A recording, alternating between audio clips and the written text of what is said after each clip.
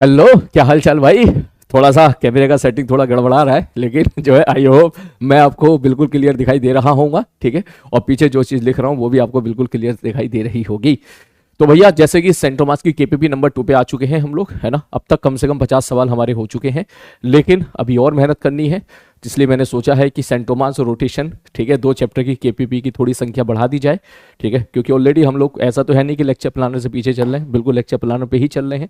और थोड़ा सा सैटरडे संडे में तुम्हें ज़्यादा क्वेश्चंस मिल जाएंगे इसी बहाने, है ना। तो मजा आने वाला है सेंटोमास और रोटेशन में। मैं आपसे यही बोलूंगा कि प्लीज़ केपीपी से पहले अपने सारे फॉर्मूलेज, सारे क्लास नोट्स को प्लीज़ रिवाइज कर लीजिएगा, तभी इनको लगाने में मजा आएगा, ठीक है। और मैं धीरे धीरे लेवल राइज करता हूँ हमेशा, सडनली लेवल राइज नहीं करता हूँ। तो इसलिए आई होप ये बातें आप जानते होंगे और जो है सिंसियर तरीके से केपीपी आप लगा रहे होंगे। लेकिन मुझे आपका प्रॉपर रेस्पॉन्स चाहिए, हर एक एक बच्चे का रेस्पॉन्स चाहिए। आप लेक्चर में जाएं, चाहे इसी लेक्चर में जाएं, ठीक है। और या जिसमें या जस्ट जस्ट आगे पीछे वाला लेक्चर, और उसमें जाके मुझे ज़रूर बताएं कि कितनी केपी, मतलब कौन से नंबर की केपीपी के आपके कितने क्वेश्चंस बन रहे हैं। क्लियर है। आज सुबह मैंने 10 बजे केपीपी अपलोड करवा दी थी। आई होप आपको मिल गई होगी। रोजाना मैं ठीक 10 बजे ही अपलोड करवा दिया करूंगा, सबसे बेस्ट टाइम रहेगा। इसी बहाने आपकी 10 बजे पढ़ाई भी हो जाया करेगी। 10 बजे का टाइम एग्जाम टाइम भी होता है, तो उसमें आपको 1 घंटा सिंसियर तरह, अब 1 घंटा नहीं, अब 80 मिनट कर दिया मैंने टाइम। उसमें आपको क्वेश्चन लगाने हैं, और उसके बाद फिर आप अगले 1 डेढ़ घंटे में जितने बच्चे कुछ क्वेश्चन लगा पाए वो आपको लगाने हैं।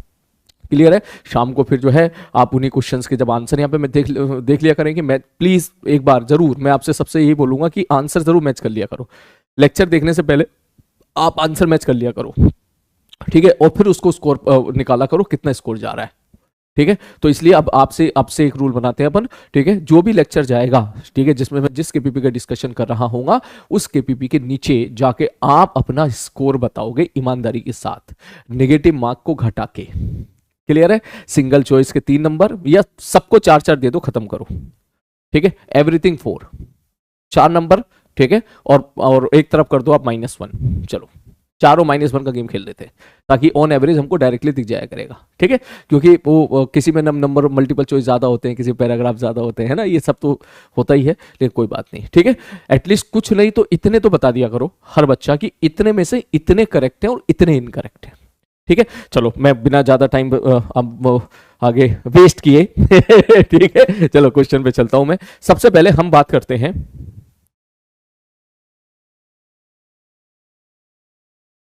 इस क्वेश्चन की, जो मैंने आपको होमवर्क दिया था कि यहां से एक पार्टिकल था, इसको मैंने ड्रॉप कर दिया था। जब ड्रॉप किया था तो आपको याद होगा, अगर ये पार्टिकल फिक्स होगा, ठीक है, तो फिर ये कहीं यहां जाके गिरता था। जिस जगह पर ये अपना कॉन्टेक्ट छोड़ता था वो वैल्यू आती थी cos थीटा बराबर 2/3, ठीक। फिर कहां जाके गिरेगा, ये थोड़ा सा मैथमेटिकल काफी लंबा चौड़ा है, ठीक है।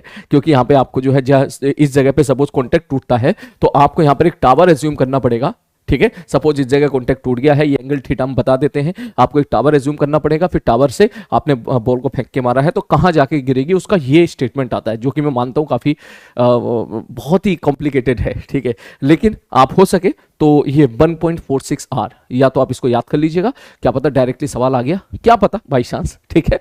नहीं तो भाई साहब ये हमको बहुत सारे कंसेप्ट की फील तो दे ही देता है, ठीक है।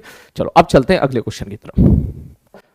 Next question sir, next question ये था कि सर इसी सवाल में अगर हम कह दें, सेम क्वेश्चन है ये, ठीक है, यहां से हमने बॉल को क्या कर दिया, ड्रॉप कर दिया, ठीक है। सर बॉल को ड्रॉप कर दिया, जैसे ही हमने बॉल को ड्रॉप किया है, ठीक है, तो जाहिर सी बात है कॉन्टेक्ट कहां पे छोड़ेगी सर, cos थीटा बराबर 2/3 पर। मैंने कहा बिल्कुल cos थीटा बराबर 2/3 पर कॉन्टेक्ट छोड़ेगी। लेकिन वो cos थीटा बराबर 2/3 जो होगा वो तब होगा जब ये फिक्स होगा। अगर ये फ्री है, मान के चलो, और इसका मास भी मैं m कह लूं और इसका मास भी m कह दूं और इसकी रेडियस r कह दूं, ठीक है। अब अगर मैं आपसे पूछूं कि find the angle rotated by the radius vector, ठीक है, जब ये अपना कॉन्टेक्ट छोड़ जाएगा, या कि जिस जगह से वो अपना कॉन्टेक्ट छोड़ेगा वो वाली जो लेंथ होगी वर्टिकल के साथ कितना एंगल बना रही होगी। मैं वही सवाल है, पिछला सवाल है, फिर पुराना वाला सवाल है। पुराना वाले सवाल में इसको फिक्स करके पूछ लिया था, फिक्स करके बता दो भाई साहब ये किस जगह पे कॉन्टेक्ट तोड़ेगा, तो cos थीटा 2/3 आ गया था। अब मैंने नीचे वाले को फ्री कर दिया, ठीक है। तो ये भी एक अच्छा सवाल है, ध्यान से देखना इसको कैसे करेंगे। बोले सर सीधी सी बात ये है, यहां पे मैंने कहा हाँ भैया, कि जैसे ही आप इसको ड्रॉप करोगे, ठीक है, मैंने कहा ड्रॉप कर दिया भैया, क्या होगा? बोले सर ये पार्टिकल आगे जाएगा। मैंने कहा बिल्कुल जाएगा, ये ऐसे जाएगा, ऐसे जाएगा, ऐसे जाएगा, ऐसे जाएगा। मैंने कहा बिल्कुल जाएगा भाई साहब, ठीक है। ये मैं यहाँ पे जो है इसको मिटा देता हूं और ये पार्टिकल गया गया गया गया गया, मान लो यहां पर कॉन्टेक्ट टूटा और ये है वर्टिकल लेंथ। क्लियर है? ठीक है। तो जैसे जैसे पार्टिकल इस तरफ जा रहा होगा, इस हेमिस्फीयर पे पीछे की तरफ नॉर्मल लगा रहा होगा, हेमिस्फीयर पे इस तरफ नॉर्मल लगा रहा होगा, जिसका एक कंपोनेंट पीछे की तरफ आ जाएगा। दैट मींस हेमिस्फीयर के पास पीछे की तरफ जो है एक्सेलेरेशन आएगा डेफिनेटली। ठीक, ठीक है सर जी। तो इसका मतलब ये तो श्योर है कि हेमिस्फीयर सर ही पीछे की तरफ जाएगा, और इस प्रकार के क्वेश्चन हम लोग करते भी थे, आपको याद होगा। ठीक है, इस प्रकार के क्वेश्चन हम लोग करते भी थे कि भाई साहब ये आगे की तरफ जा रहा है तो हेमिस्फीयर पीछे की तरफ जा रहा है। खूब सवाल किए इस प्रकार के क्वेश्चन में कि वेलोसिटी बता दो, डिस्प्लेसमेंट बता दो, हॉरिजॉन्टल डायरेक्शन में सेंटर मास का जो डिस्प्लेसमेंट होगा वो 0 होगा, क्यों कोई एक्सटर्नल फोर्स नहीं है, और जब एक्सटर्नल फोर्स नहीं है, सेंटर मास शुरू में रेस्ट पे था तो हमेशा रेस्ट पे रहेगा। ठीक है, तो ऐसे सवालों को करने के लिए याद करो, हम लोग सवाल किया करते थे कि मान लो, ठीक है, ये पूरा हेमिस्फीयर आगे एक्स गया, ठीक है, फिर ये बॉल उसके रेस्पेक्ट में आगे कितना गया, फिर m1 d1 plus m2 d2 करके हम लोग वो भी सवाल किया करते थे। आई होप आप समझ गए होंगे मैं क्या कहना चाह रहा हूं। इस प्रकार के क्वेश्चंस हम लोगों ने खूब किए थे कि यहां से पार्टिकल को ड्रॉप कर दिया है, तो जब ये पार्टिकल नीचे पहुंचेगा तब बता दो ये वेज पीछे कितना जाएगा या दोनों बंदों की वेलोसिटी क्या होगी। ये सब तो हम पढ़ चुके हैं, तो उसी प्रकार से क्वेश्चन हमारा भी ये भी चल रहा है। तो ये तो श्योर है कि जब यहां पहुंचेगा तो मान लो इस बार इसकी वेलोसिटी पीछे की तरफ v1 है। ठीक है सर जी, ओके। अब मैं आपसे बोलूं, मैंने कहा इसकी वेलोसिटी बताओ क्या करें। अब इसकी वेलोसिटी मानने के दो तरीके हैं। पहला तरीका या तो तू ग्राउंड फ्रेम में बात कर, दूसरा तरीका या तो तू इस कटोरे के फ्रेम में बात कर। दोनों ही मेथड अपने हिसाब से ठीक है, लेकिन अगर अपन सोचें ग्राउंड फ्रेम में बात करने का फायदा क्या होता है, सूडो फोर्स से बच जाते हैं, सूडो फोर्स से बच जाते हैं साहब साहब। मैंने कहा चल ठीक है, फायदा हो गया ग्राउंड फ्रेम से, ठीक। लेकिन अगर बात करूं कटोरे के फ्रेम में जाने की बात करें तो कटोरे फ्रेम में सूडो फोर्स आएगा। ये थोड़ा सा हो सकता है कुछ बच्चों को कॉम्प्लिकेटेड लग रहा होगा, सूडो फोर्स आ रहा है सर, ठीक है, अच्छी बात नहीं है सर, ठीक है। सूडो फोर्स अब सूडो फोर्स की वैल्यू नहीं पता हमको, बोले वैल्यू नहीं पता। मगर जैसे जैसे जैसे जैसे नीचे की तरफ आएगा वैसे वैसे जो नॉर्मल है, नॉर्मल वाला जो है, नॉर्मल जो है वो उसका हॉरिजॉन्टल कंपोनेंट बदलता चला जाएगा। ठीक है, क्योंकि जब यहां होगा तो नॉर्मल ऐसे, फिर नॉर्मल ऐसे, फिर नॉर्मल ऐसे, फिर नॉर्मल ऐसे, इसका मतलब नॉर्मल लगातार चेंज हो रहा है। जब नॉर्मल लगातार चेंज हो रहा है तो कटोरे का एक्सेलेरेशन लगातार चेंज हो रहा है, और कटोरे का एक्सेलेरेशन लगातार चेंज हो रहा है तो इसका मतलब सूडो फोर्स लगातार चेंज होता रहेगा। तो कोई कांस्टेंट सूडो फोर्स भी नहीं है हमारे पास। कांस्टेंट सूडो फोर्स होता तो मजे भी ले लेते हम लोग कटोरे के ऊपर बैठ के। तो ये सवाल इतना मजेदार हो गया है कि इसमें समझ में नहीं आ रहा है कि जमीन पर बैठ के सॉल्व करें, ठीक है, तो अलग दिक्कत है, कटोरे के ऊपर बैठ कर सॉल्व करें तो अलग दिक्कत है। कटोरे के ऊपर बैठ कर सॉल्व करें तो सूडो फोर्स सबसे बड़ी दिक्कत है कि सूडो फोर्स की वैल्यू हमको नहीं पता, उसका सूडो फोर्स की वैल्यू हम लोग नहीं पता, उसका वर्क डन निकालने की जरूरत पड़ेगी तो वर्क डन कैसे निकालेंगे, उसका हम लोग जब फोर्स की वैल्यू नहीं पता हम लोगों को। और जमीन पे बैठ के क्या दिक्कत है कि जो पार्टिकल है ये सर्कुलर मोशन नहीं कर रहा है। अगर ये फिक्स होता तो पार्टिकल सर्कुलर मोशन करता, लेकिन जमीन से बैठ के अगर देखेंगे तो पार्टिकल इधर भी जा रहा है और कटोरा उधर भी जा रहा है। तो इसका मतलब जमीन पे बैठने का ड्रॉबैक क्या हो गया, पार्टिकल का मोशन समझ में नहीं आ रहा कैसा है। कटोरे के ऊपर बैठने का क्या मतलब हो गया, सूडो फोर्स परेशान कर रहा है। जमीन पे बैठने का फायदा क्या हो गया, वर्क एनर्जी थ्योरम लगा सकते हो सुकून से, बिना बिना किसी झंझट के। और कटोरे के ऊपर बैठने का फायदा क्या हो गया, पार्टिकल सर्कुलर मोशन करता हुआ दिखाई देगा। तो किसी एक जगह बैठ के क्वेश्चन को सॉल्व करना तो ये बहुत ही मतलब जो है कुछ फायदे कुछ नुकसान है। तो क्यों ना इस सवाल में हम लोग दोनों चीज अप्लाई करें, दोनों चीज अप्लाई करें, ठीक है।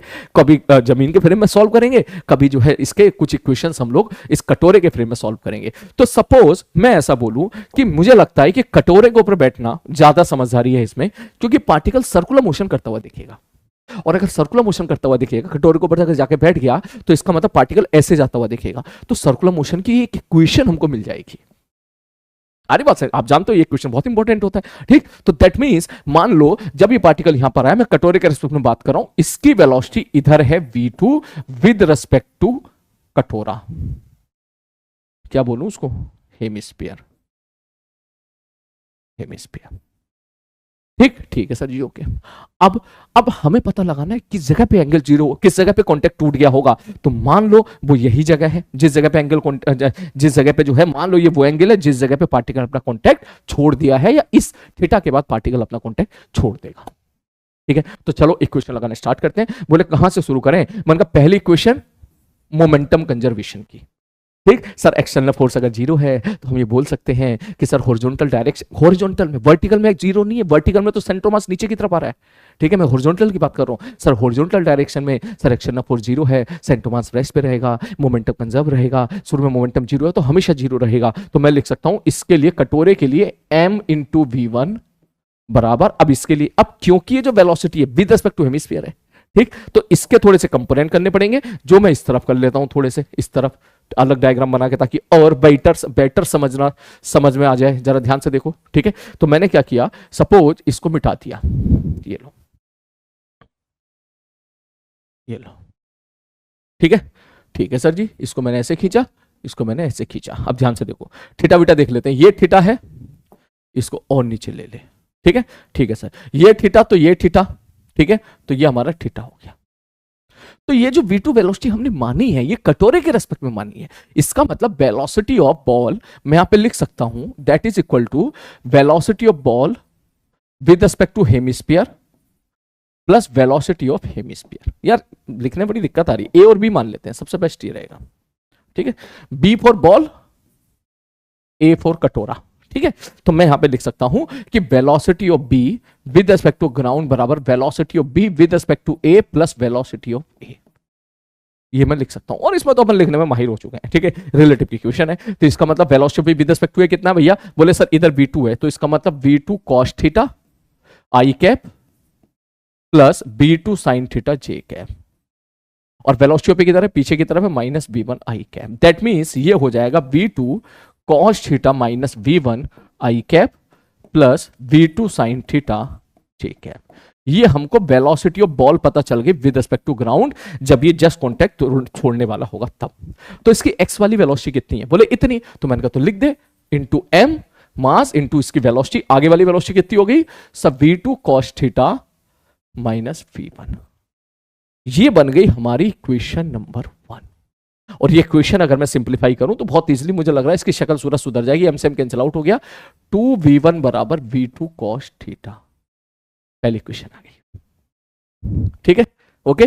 थोड़ा सा ब्राइटनेस वैसा हो रहा है यार, प्लीज मैनेज करके चलना, ठीक है। अभी इसको मैं ठीक कराऊंगा आज। ये फिर थोड़ा सा, मैं तो जानता है भाई का टेक्निकल प्यार कितना जबरदस्त है, ठीक है। कुछ ना कुछ गड़बड़ हो ही जाता है, तो इसकी ऑटोमेटिक ब्राइटनेस चेंज हो गई, मैंने कुछ नहीं करा, ठीक है। इसको अपन ठीक कर लेंगे, लेकिन अब तक आप इस चीज को समझो। तो ये तो हो गया सर पहला पार्ट, ठीक है, पहली क्वेश्चन तो यहां से। दूसरी सर, दूसरी वर्क एनर्जी थ्योरम लगा लेते हैं, क्योंकि ये सबसे बड़ा हथियार होता है वर्क एनर्जी थ्योरम। अब वर्क एनर्जी थ्योरम अब मैं कहां से लगाऊं? अगर मैंने कटोरे के रेस्पेक्ट में बात करी तो भाई साहब हम फंसेंगे, फिर हम निपटेंगे। क्यों? बोले भाई कटोरे के ऊपर जाकर अगर बैठोगे तो जाहिर सी बात है, कटोरे के ऊपर जाकर बैठोगे तो जाहिर सी बात है सूडो फोर्स देना पड़ेगा, क्योंकि ये कटोरा एक्सीलरेटेड है और सूडो फोर्स हमको पता ही नहीं, तो भैया उसका वर्क डन क्या लिखेंगे? तो इसका मतलब जमीन से लिख ले तो फायदा है। तो ध्यान से देख, जमीन से मैं लिखूंगा वर्क एनर्जी थ्योरम, क्या सब वर्क डन बाय ग्रेविटी। मान के चलो यहां से इसका कॉन्टैक्ट लूज हुआ है, ठीक, तो ये आर है, तो ये आर cos थीटा, तो ग्रेविटी का वर्क डन कितना आ जाएगा? mg r minus R cos theta. मैंने कहा ठीक है भाई साहब, equal to change in kinetic energy half m v1 square plus half m v2 square. नहीं लिख सकते हम लोग, क्योंकि v2 जो वेलोसिटी है वो ग्राउंड फ्रेम में, सॉरी हेमिस्फीयर के फ्रेम में, ठीक है। मुझे तो ग्राउंड फ्रेम में लिख रहा हूं वर्क एनर्जी थ्योरम, तो मुझे तो पार्टिकल की ग्राउंड फ्रेम में वाली वेलोसिटी चाहिए। तो आपको लिखना पड़ेगा this is equal to sir velocity of ball with respect to ground frame का होल स्क्वायर, इसके मैग्नीट्यूड का स्क्वायर। क्लियर है? आई होप आप ये बात समझ गए होंगे, ठीक है। ठीक है सर जी, आगे बढ़ते हैं। तो अब हमारे पास ये दो इक्वेशन आ गई है, पहली इक्वेशन दूसरी इक्वेशन। लेकिन इसको हम लोग कर सकते हैं, इसको हम यहां से सेट कर सकते हैं। अगर मैं इसका मैग्नीट्यूड पूछूं ना, velocity of B with respect to G, अगर इसका मैग्नीट्यूड पूछूंगा तो आप बोलोगे इसका स्क्वायर प्लस इसका स्क्वायर। यहां से आप इसको कर सकते हो, ठीक, ठीक है सर जी। तो अगर मैं इसका मैग्नीट्यूड निकालूं तो क्या आएगा? इसका स्क्वायर प्लस इसका स्क्वायर। तो देख जल्दी से लिख रहा हूं, देख इसका स्क्वायर करेगा ना b2 square cos square theta plus b1 square minus 2 b1 b2 cos theta plus b2 square sin square theta. Magnitude निकाल लो तो b2 square sin square theta, b2 square cos square theta, दोनों जोड़कर b2 square बन जाएंगे। तो ये निकल के आ जाएगा b1 square plus b2 square minus 2 b1 b2 cos theta. तो ये वैल्यू मैं यहां लिख सकता हूं, ठीक है। तो मैं यहां इसको लिख देता हूं। पहले मैं इसको थोड़ा सा कम कर दूं, m कैंसिल आउट, 2 से मल्टीप्लाई कर दो, 2 g r कॉमन निकाल लिया, 1 minus cos theta equal to, ठीक है, ठीक है सर जी, इक्वल टू। अब पे क्या लिखूंगा इसके लिए? v1 स्क्वायर प्लस इसका स्क्वायर, ये अंडर रूट, सॉरी इसका अंडर रूट आएगा ना मैग्नीट्यूड में, ठीक। इसका स्क्वायर करो तो ये क्या आ जाएगा?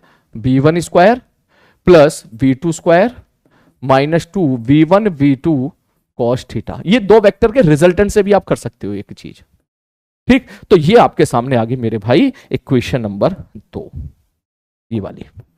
अब जरा देखो वेरिएबल कितने हैं हमारे पास। सर v1 पता है ना, सर v2 पता है ना, सर थीटा पता है ना। वेरिएबल है 3 और इक्वेशन है हमारे पास 2। तीसरी इक्वेशन कहां से लाए? ठीक है, तीसरी इक्वेशन कहां से लाए? बोले सर जी तीसरी इक्वेशन आएगी कहां से? बोले सर सर्कुलर मोशन की इक्वेशन आ जाएगी तीसरी। बोले सर्कुलर मोशन तो कर ही नहीं रहा सर। मैं कर रहा है ना, उसके रेस्पेक्ट में कर रहा है, कटोरे के रेस्पेक्ट में सर्कुलर मोशन कर रहा है। तो कटोरे के ऊपर जाकर बैठ जा। तो जब कटोरे के ऊपर जाके बैठेंगे तो जिस जगह पर ये कॉन्टैक्ट छूटने वाला होगा, ठीक, अगर मैं उस मोमेंट का बताऊं, यहां पर मैं इसके ऊपर जाके बैठ गया, देख यहां पर, ठीक, अगर मैं बीडी बनाऊंगा तो नीचे क्या दिखाओगे? mg। ठीक है सर जी, पार्टिकल के लिए दिखा रहा हूं, कटोरे के लिए नहीं दिखा रहा हूं, पार्टिकल के लिए दिखा रहा हूं। ठीक है, क्यों? पार्टिकल सर्कुलर मोशन कर रहा है, कटोरा नहीं कर रहा। कुछ बच्चे क्या करते हैं कि कटोरे की बीड़ी बना के बैठ जाते हैं और कटोरे वाले फोर्स दिखा देते हैं। भाई कटोरा सर्कुलर मोशन नहीं कर रहा, पार्टिकल सर्कुलर मोशन कर रहा है। तो पार्टिकल पे क्या लगेगा? mg। इधर कौन लगेगा? नॉर्मल, और कोई फोर्स नहीं लग रहा। अब तुम कहोगे सर सूडो फोर्स भी है। मैंने कहा डेफिनेटली है, सूडो फोर्स भी है, परंतु मुझे कब बात करनी है? मुझे बात करनी है उस थीटा पर जब नॉर्मल की वैल्यू 0 हो चुकी है। तो जब नॉर्मल की वैल्यू 0 हो गई है, क्या एग्जैक्ट 0 हो गई है? अगर तुझे फील नहीं आ रही एग्जैक्ट 0, तो मान ले अप्रॉक्सीमेट 0 हो गई है। नॉर्मल की वैल्यू 0.000000000000000000000000001 न्यूटन हुई है। तो इसका मतलब अप्रोक्सीमेट 0 ही हो गया है। तो अगर मैं इस मोमेंट पे बात करूं जब कॉन्टैक्ट बस टूटने ही वाला है या कॉन्टैक्ट टूट चुका है, ये नॉर्मल की वैल्यू अप्रोक्सीमेटली 0 हो चुकी है, ये नॉर्मल एग्जैक्टली 0 हो गया। भाई इस यहां तक तो सर्कुलर मोशन कर रहा था ना, वो है नॉर्मल, बहुत चुनना सा है लेकिन है, ठीक, यहां तक तो सर्कुलर मोशन कर रहा था। बोले हाँ सर कर रहा था। तो सर इसकी इक्वेशन कैसे लिखूंगा? मैंने कहा देख ये थीटा है तो ये भी थीटा है, तो मैं ऐसे लिख दूं, इस तरफ इक्वेशन देखती, इस इक्वेशन में लिख रहा हूं सर mg cos थीटा, इस तरफ आ रहा होगा, माइनस नॉर्मल बराबर, यहां से आप लिख सकते हो sir mv2 square by are. और ये जो नॉर्मल है, इस नॉर्मल को मैं क्या कर दूंगा? 0। अब इसमें दो खेल है। पहला खेल, सूडो फोर्स कहां गया सर? सूडो फोर्स आपने क्यों नहीं लिखा? मैंने कहा भाई एक बात बता, क्या नॉर्मल की वैल्यू 0 हो चुकी है? क्या अप्रोक्सीमेट 0 हो चुकी है? बोले हाँ सर। मैंने कहा तो जब नॉर्मल जब 0 हो चुका है तो इसका मतलब नॉर्मल किसने लगाया? कटोरे ने बॉल पे लगाया। तो कटोरे ने अगर बॉल पे नॉर्मल लगाया तो बॉल भी तो कटोरे पे नॉर्मल लगाएगा। बोले हाँ सर, और उसकी वैल्यू 0 हो चुकी है, तो इसका मतलब बॉल ने कटोरे पे कोई फोर्स ही नहीं लगाया, या बॉल ने कटोरे पर इतू सा फोर्स लगाया, तो उसके करस्पॉन्डिंग एक्सेलरेशन भी इतू सा आएगा, तो उसके करस्पॉन्डिंग सूडो फोर्स की वैल्यू भी इतू सी आएगी। तो इसका मतलब जब आप नॉर्मल को 0 कर रहे हो, तो जब नॉर्मल को 0 कर रहे हो दैट मींस इस कटोरे का एक्सेलरेशन 0 हो गया, और कटोरे का एक्सेलरेशन 0 हो गया तो इसका मतलब सूडो फोर्स 0 हो गया, क्योंकि आप ऐसी जगह पे जाके बैठ गए हो जिसका एक्सेलरेशन आप 0 कर चुके हो। ठीक, तो इसको दो तरीके से समझ। देख, तरीका नंबर 1, या तो सीधी बात करो जो बाकी बुक्स में सब जगह लिखा होता है इस टाइप की चीजों में, क्या सर नॉर्मल 0 हो गया? हाँ ठीक है, नॉर्मल 0 हो गया। तो बोले सर नॉर्मल 0 हो गया ना? हाँ, तो इसका मतलब कटोरे ने बॉल पे कोई फोर्स नहीं लगाया। हाँ, तो बॉल ने कटोरे पे कोई फोर्स नहीं लगाया। हाँ, तो कटोरे पे नेट फोर्स 0 हो गया। हाँ, तो कटोरे का नेट फोर्स 0 हो गया, कटोरे का एक्सेलरेशन 0 है, उसके ऊपर जाकर बैठोगे तो सूडो फोर्स की जरूरत ही नहीं है, क्योंकि उस बंदे के पास एक्सेलरेशन ही नहीं है। No need of pseudo force here. या तो तू ऐसे समझ ले, या और डिटेल में जाना चाहे और अच्छे से फील लेना चाहे, एग्जैक्टली जाना चाहे, तो तू ये समझ कि हम बात कर रहे हैं नॉर्मल 0 होने से जस्ट 0.000000001 सेकेंड पहले। ठीक है, कि जहां नॉर्मल की वैल्यू 10⁻⁻50 लाख होगी। ठीक है, मतलब दशमलव के आगे 50 लाख 0 लगा दे और फिर लिख दे नॉर्मल है, लेकिन बहुत ही कम है, खत्म हो चुका है वो एक तरह से, उसकी वैल्यू इतनी कम हो चुकी है, इतनी कम हो चुकी है, इतनी कम हो चुकी है कि आपको mg cos थीटा के मुकाबले उसको 0 ही पुट करना पड़ रहा है। तो जब इसकी वैल्यू खत्म हो चुकी है तो इसके करस्पॉन्डिंग जो एक्सेलरेशन आता है उसकी वैल्यू भी खत्म हो गई होती। तो अगर आप सूडो फोर्स इधर देते भी तो उसकी वैल्यू भी खत्म हो गई होती। तो आप ऐसे समझ सकते हो। दूसरा, सर ये V2 क्यों लिखा? सर हमें तो ये लिखना चाहिए। मैंने कहा सुन, तू बैठा किसके ऊपर है? कटोरे के ऊपर। तो कटोरे के रेस्पेक्ट में तेरी वेलोसिटी कितनी है? V2। तो भाई तुझे दिख रहा है ना, तेरे को दिख रहा है ना सर्कुलर मोशन करता हुआ, जमीन वाले बंदे को थोड़ा ना दिख रहा है, तो जमीन वाली वेलोसिटी क्यों लिखूंगा मैं? ठीक, तो दैट मींस ये आपकी आ जाएगी यहां से V2, ये आपका आ गया यहां से क्या? सर इसको काटापीटी कर लो, तो V2 स्क्वायर बराबर RG cos थीटा। ये तुम्हारी आ गई इक्वेशन नंबर 3। ठीक है, ये 3 इक्वेशन है। अब मैं आपका समय नहीं लूंगा ज्यादा। ठीक है, पहला, दूसरा, तीसरा, ये 3 इक्वेशन है, 3 अननोन है। आप सॉल्व कीजिएगा। सॉल्व करने के बाद एक क्यूबिक इक्वेशन बनेगी, और क्यूबिक इक्वेशन को सॉल्व करने के बाद जो आंसर आता है वो मैं आपको सीधा आंसर बता देता हूं। सॉल्व करके आंसर आता है cos थीटा बराबर √3 - 1। ठीक है, अब ये आंसर आप याद रखिएगा। ठीक है, क्योंकि ये क्यों याद, वैसे तो कंसेप्ट आई होप समझ में आ गया होगा आपको। इस पर कंसेप्ट पे और भी सवाल मुझे मिलेंगे तो मैं आपको डेफिनेटली दूंगा या कराऊंगा क्लास में, ठीक है। लेकिन ये जो है, ये चीज जो है, हो सके तो याद रख लीजिएगा। रीजन इज दैट कि अगर ये सवाल सपोज एग्जाम में आ गया, क्योंकि आ सकता है, बिल्कुल आ सकता है, अभी तक एडवांस ने छुआ नहीं है इसको, ठीक है। फिक्स करके तो पूछ लिया, ये आप सब लोग जानते हैं कि भैया फिक्स करके तो पूछ लेगा, जो कहीं पहले पूछ लिया था बहुत पहले, लेकिन अगर फ्री करके पूछ लिया तो आंसर याद रहेगा। तो आई थिंक हम बाकी लोगों के मुकाबले समय बचा पाएंगे। √3 - 1 इज द आंसर। क्लियर है? ओके चलो अब चलते हैं। जिसने किसी को नोट करना हो तो केवल इतना नोट कर ले, बस इतना, बाकी चीजें no need to write. Next अगला क्वेश्चन जो मैंने आपको दिया था धमाकेदार वाला, ठीक है, वो क्वेश्चन ये था क्या कि सर ये दीवार है ऐसे, मैंने कहा ठीक है सर, हमने दो गोले वाले सवाल तो हमने किए थे, ठीक है, हाँ सर 2 गोले वाले सवाल तो हमने किए थे। अब हमने तो 3 गोले वाले सवाल किए थे, बेसिकली 2 गोले वाले नहीं 3 गोले वाले सवाल किए थे। तो अब हम बात कर रहे हैं यहां पर 2 गोले वाले सवाल की। इस प्रकार के क्वेश्चन हम ऑलरेडी कर चुके हैं वैसे तो, ठीक है। मैं आपको क्वेश्चन समझा देता हूं, ठीक है। मैं क्वेश्चन कुछ ऐसे दे रखा था, जहां तक मुझे याद है आर बराबर है 54 मीटर, रेडियस की 54 मीटर है, मास दोनों का है सेम, ठीक है, मास दोनों का है सेम, ठीक है, और ये है इन दोनों के सेंटर, आइडेंटिकल बॉडी है। इसको मैंने थोड़ा सा आगे डिस्प्लेस कर दिया, और जब ये हरा वाला बॉल जमीन पे टकराएगा तो ई की वैल्यू मैंने हाफ कर दी। तब मैंने पूछा कि find the maximum height attain by the centre of mass of the system, या maximum height attain by the centre of mass of हरे वाला बॉल।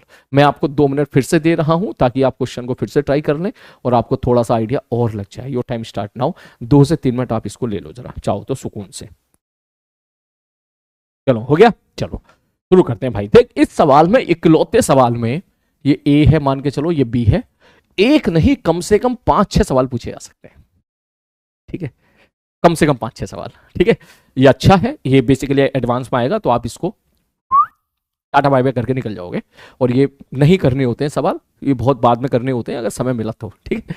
कैसे, अब ध्यान से सुनो क्या क्या पूछा जा सकता है। पहला क्वेश्चन कि सर ये बताओ, ये ऊपर वाला जो है जाहिर सी बात है, जैसे हमने इसको थोड़ा सा डिस्प्लेस किया है, ठीक है, थोड़ा सा डिस्प्लेस किया है इसको। जैसे मैं थोड़ा सा इधर डिस्प्लेस करूंगा ना तो देख इस पर नॉर्मल आ जाएगा इधर ऐसे, और जैसे ही नॉर्मल आएगा तो नॉर्मल का एक कंपोनेंट आगे आ जाएगा तो वो उसको आगे की तरफ भगा देगा, ठीक है। तो पहला क्वेश्चन तो इसमें ये पूछा जा सकता है कि सर देखो होगा क्या, जैसे जैसे ये आगे जाएगा वैसे वैसे नीचे आएगा। मैंने कहा बिल्कुल सही बात है भैया, बिल्कुल सही कह रहे हो, जैसे जैसे आगे जाएगा वैसे वैसे नीचे आएगा, कोई बड़ी बात नहीं है, ठीक है गुरुजी।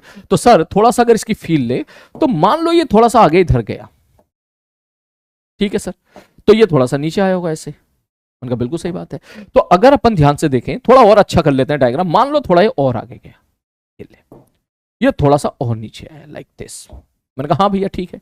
तो अगर इसका क्वेश्चन का अगर अपन फील लें तो ध्यान से देखो, ये हो गया कॉमन नॉर्मल, ये कॉमन नॉर्मल वाली लाइन हो गई, ठीक है, ठीक है सर। तो क्या मैं ऐसा बोल दूं इस गोले की वजह से इस पे इधर लग रहा होगा नॉर्मल रिएक्शन, हरे वाले पे, लाल वाले पे?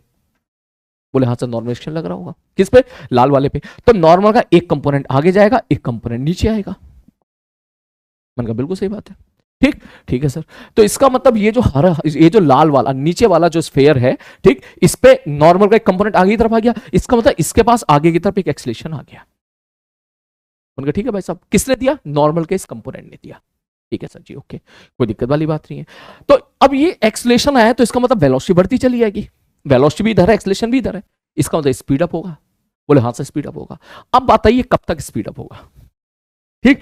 तो आप बोलोगे सर स्पीड अप कब तक होगा? बोले जब तक इसको एक्सलेशन देने वाले फोर्स लग रहे होंगे तब तक स्पीड अप होता जाएगा। भाई जब तक एक्सलेशन और वेलोसिटी सेम डायरेक्शन में होंगे तब तक पार्टिकल स्पीड अप होगा। तो वेलोसिटी तो आगे आ गई, ये तो हमको दिख गया, यहाँ पर एक्सलेशन भी आगे है, ये भी दिख गया हमको, क्योंकि कॉमन नॉर्मल का कंपोनेंट आगे आ गया, ठीक है। तो जब तक कॉमन नॉर्मल का कंपोनेंट आगे की तरफ आता रहेगा तब तक जो है हमारा जो है एक्सलेशन मिलता रहेगा, और जब तक एक्सलेशन मिलता रहेगा पार्टिकल स्पीड अप होता रहेगा। मैंने कहा ठीक है। मैंने कहा थोड़ा और बढ़ा, थोड़ा सा आगे को, तो अगर मैं इसको थोड़ा सा और बढ़ाऊं, देख मैं इसको यहां लेके चला गया, अब देख अब यहां गया, देख अभी भी कॉमन नॉर्मल किसी ना किसी बात पे आ रहा है, किसी ना किसी एंगल पर आ रहा है, ठीक है। वो एंगल चेंज हो गया होगा लेकिन कॉमन नॉर्मल तो आ ही रहा है भाई साहब, ठीक। ये कॉमन नॉर्मल वाली लाइन थी, यहां पे मैंने इसको मिटा दी, अब कॉमन नॉर्मल वाली लाइन ऐसे हो गई है, ठीक। तो आई होप आप यहां पे एक चीज देख पा रहे हो कि कॉमन नॉर्मल इस पे लग ही रहा है। देख पहले लग रहा था बिल्कुल नीचे, ठीक है, अब नीचे के बाद ऐसे, दैट मींस जो फोर्स वेक्टर है वो भी रोटेट कर रहा है, कॉमन नॉर्मल वेक्टर जो है पहले बिल्कुल नीचे लग रहा था, अब वेक्टर ऐसे हो गया, वेक्टर ऐसे हो गया, ऐसे हो गया, ऐसे हो गया, ऐसे हो गया, ठीक। तो उसका कोई ना कोई कंपोनेंट तो अभी भी आगे आ रहा है। तो दैट मींस क्या मैं ये कह दूं कि ये जब तक जैसे जैसे आगे जाता जाएगा नॉर्मल का एक कंपोनेंट आगे की तरफ आता जाएगा और एक मोमेंट के बाद नॉर्मल जीरो हो जाएगा, हमेशा थोड़ी ना चिपका रहेगा। बोले हाँ सर, जिस मोमेंट पे नॉर्मल जीरो हो गया कोई ना कोई मोमेंट तो होगा ना ऐसा, कोई ना कोई मोमेंट तो होगा ना, कोई ऐसा थोड़ा ना कि हमेशा चिपक के भागते रहेंगे भाई। तो कोई ना कोई मोमेंट तो ऐसा होगा जब यहां पर नॉर्मल जीरो हो जाएगा। जब नॉर्मल जीरो हो जाएगा तो फिर 4 जीरो हो गया, 4 जीरो हो गया तो इसका मतलब एक्सलेशन जीरो हो गया। दैट मीन उसके बाद ये कांस्टेंट वेलोसिटी के साथ ये मूव करता चला जाएगा। आगे बात समझ में? तो यहां पहला क्वेश्चन तो आपका ये बन सकता है कि बताओ नॉर्मल कब जीरो, कब तो नहीं निकाल सकते क्योंकि टाइम के साथ तो बहुत कॉम्प्लिकेटेड मैथमेटिक्स हो जाएगी। नॉर्मल जीरो होगा कहां पर होगा, एक सवाल तो ये बन जाता है। कॉमन नॉर्मल जीरो बता दो, ठीक। सोचो मैं पहला सवाल डायरेक्टली यही दे देता, ये कहानी मैंने कहा था बता नॉर्मल जीरो होगा तब जो है किस मोमेंट पे नॉर्मल जीरो होगा, उस मोमेंट पे बता दे वर्टिकल के साथ नॉर्मल ने कितना एंगल बनाया होगा, ठीक है। एक तो ये हो गया देख सवाल। दूसरा, अब जब नॉर्मल जीरो हो गया तो उसके बाद क्या हो गया, ये जो लाल वाली बॉडी है ये हॉरिजॉन्टल मूव करेगी और कांस्टेंट वेलोसिटी के साथ मूव करती चली जाएगी। तो फिर सवाल ये पूछा जा सकता है कि भैया उसकी वो कांस्टेंट वेलोसिटी बता दो कितनी होगी लाल वाली बॉडी की, और यही उसकी मैक्सिमम वेलोसिटी होगी। क्यों? क्योंकि इसके बाद फोर्स लगना बंद हो गया, यहीं तक पार्टिकल स्पीड अप हो रहा था और स्पीड अप होने के बाद अब फोर्स लगना बंद हो गए तो कांस्टेंट वेलोसिटी के साथ मैक्सिमम वेलोसिटी के साथ मूव करेगा, ठीक। तो यही आपके क्या हो जाएंगे, इसके लिए ये सवाल बन जाएगा अगला सवाल कि what could be the maximum velocity of the लाल वाला स्फीयर। मैंने कहा ठीक है भाई साहब। अब क्योंकि यहां पर मुझे साफ साफ दिख रहा है कि कोई भी बाहर से एक्सटर्नल फोर्स नहीं है सिवाय mg के, तो वर्क एनर्जी थ्योरम आप जब जरूरत पड़े लगा सकते हो, बिल्कुल लगा सकते हो। कॉमन नॉर्मल का वर्क डन वैसे ही जीरो होता है, नेट वर्क डन। तो इसका मतलब अगर आप इसकी वेलोसिटी निकाल लेते हो जब लास्ट मोमेंट पे, आपको क्या दिखेगा, बोले लास्ट मोमेंट पे दिखेगा हमको कि भाई साहब ये तो चले गए आगे की तरफ, ठीक है, और ये टकरा के नीचे की तरफ ऐसे जस्ट टकराने वाले हैं। लास्ट मोमेंट पे जब आपको कुछ इस प्रकार की चीजें दिख रही होंगी तो आप ये बोलोगे मान लो ये इस तरफ जा रहा है v1 मैक्सिमम से, तो ये नीचे आ रहा होगा v2 से,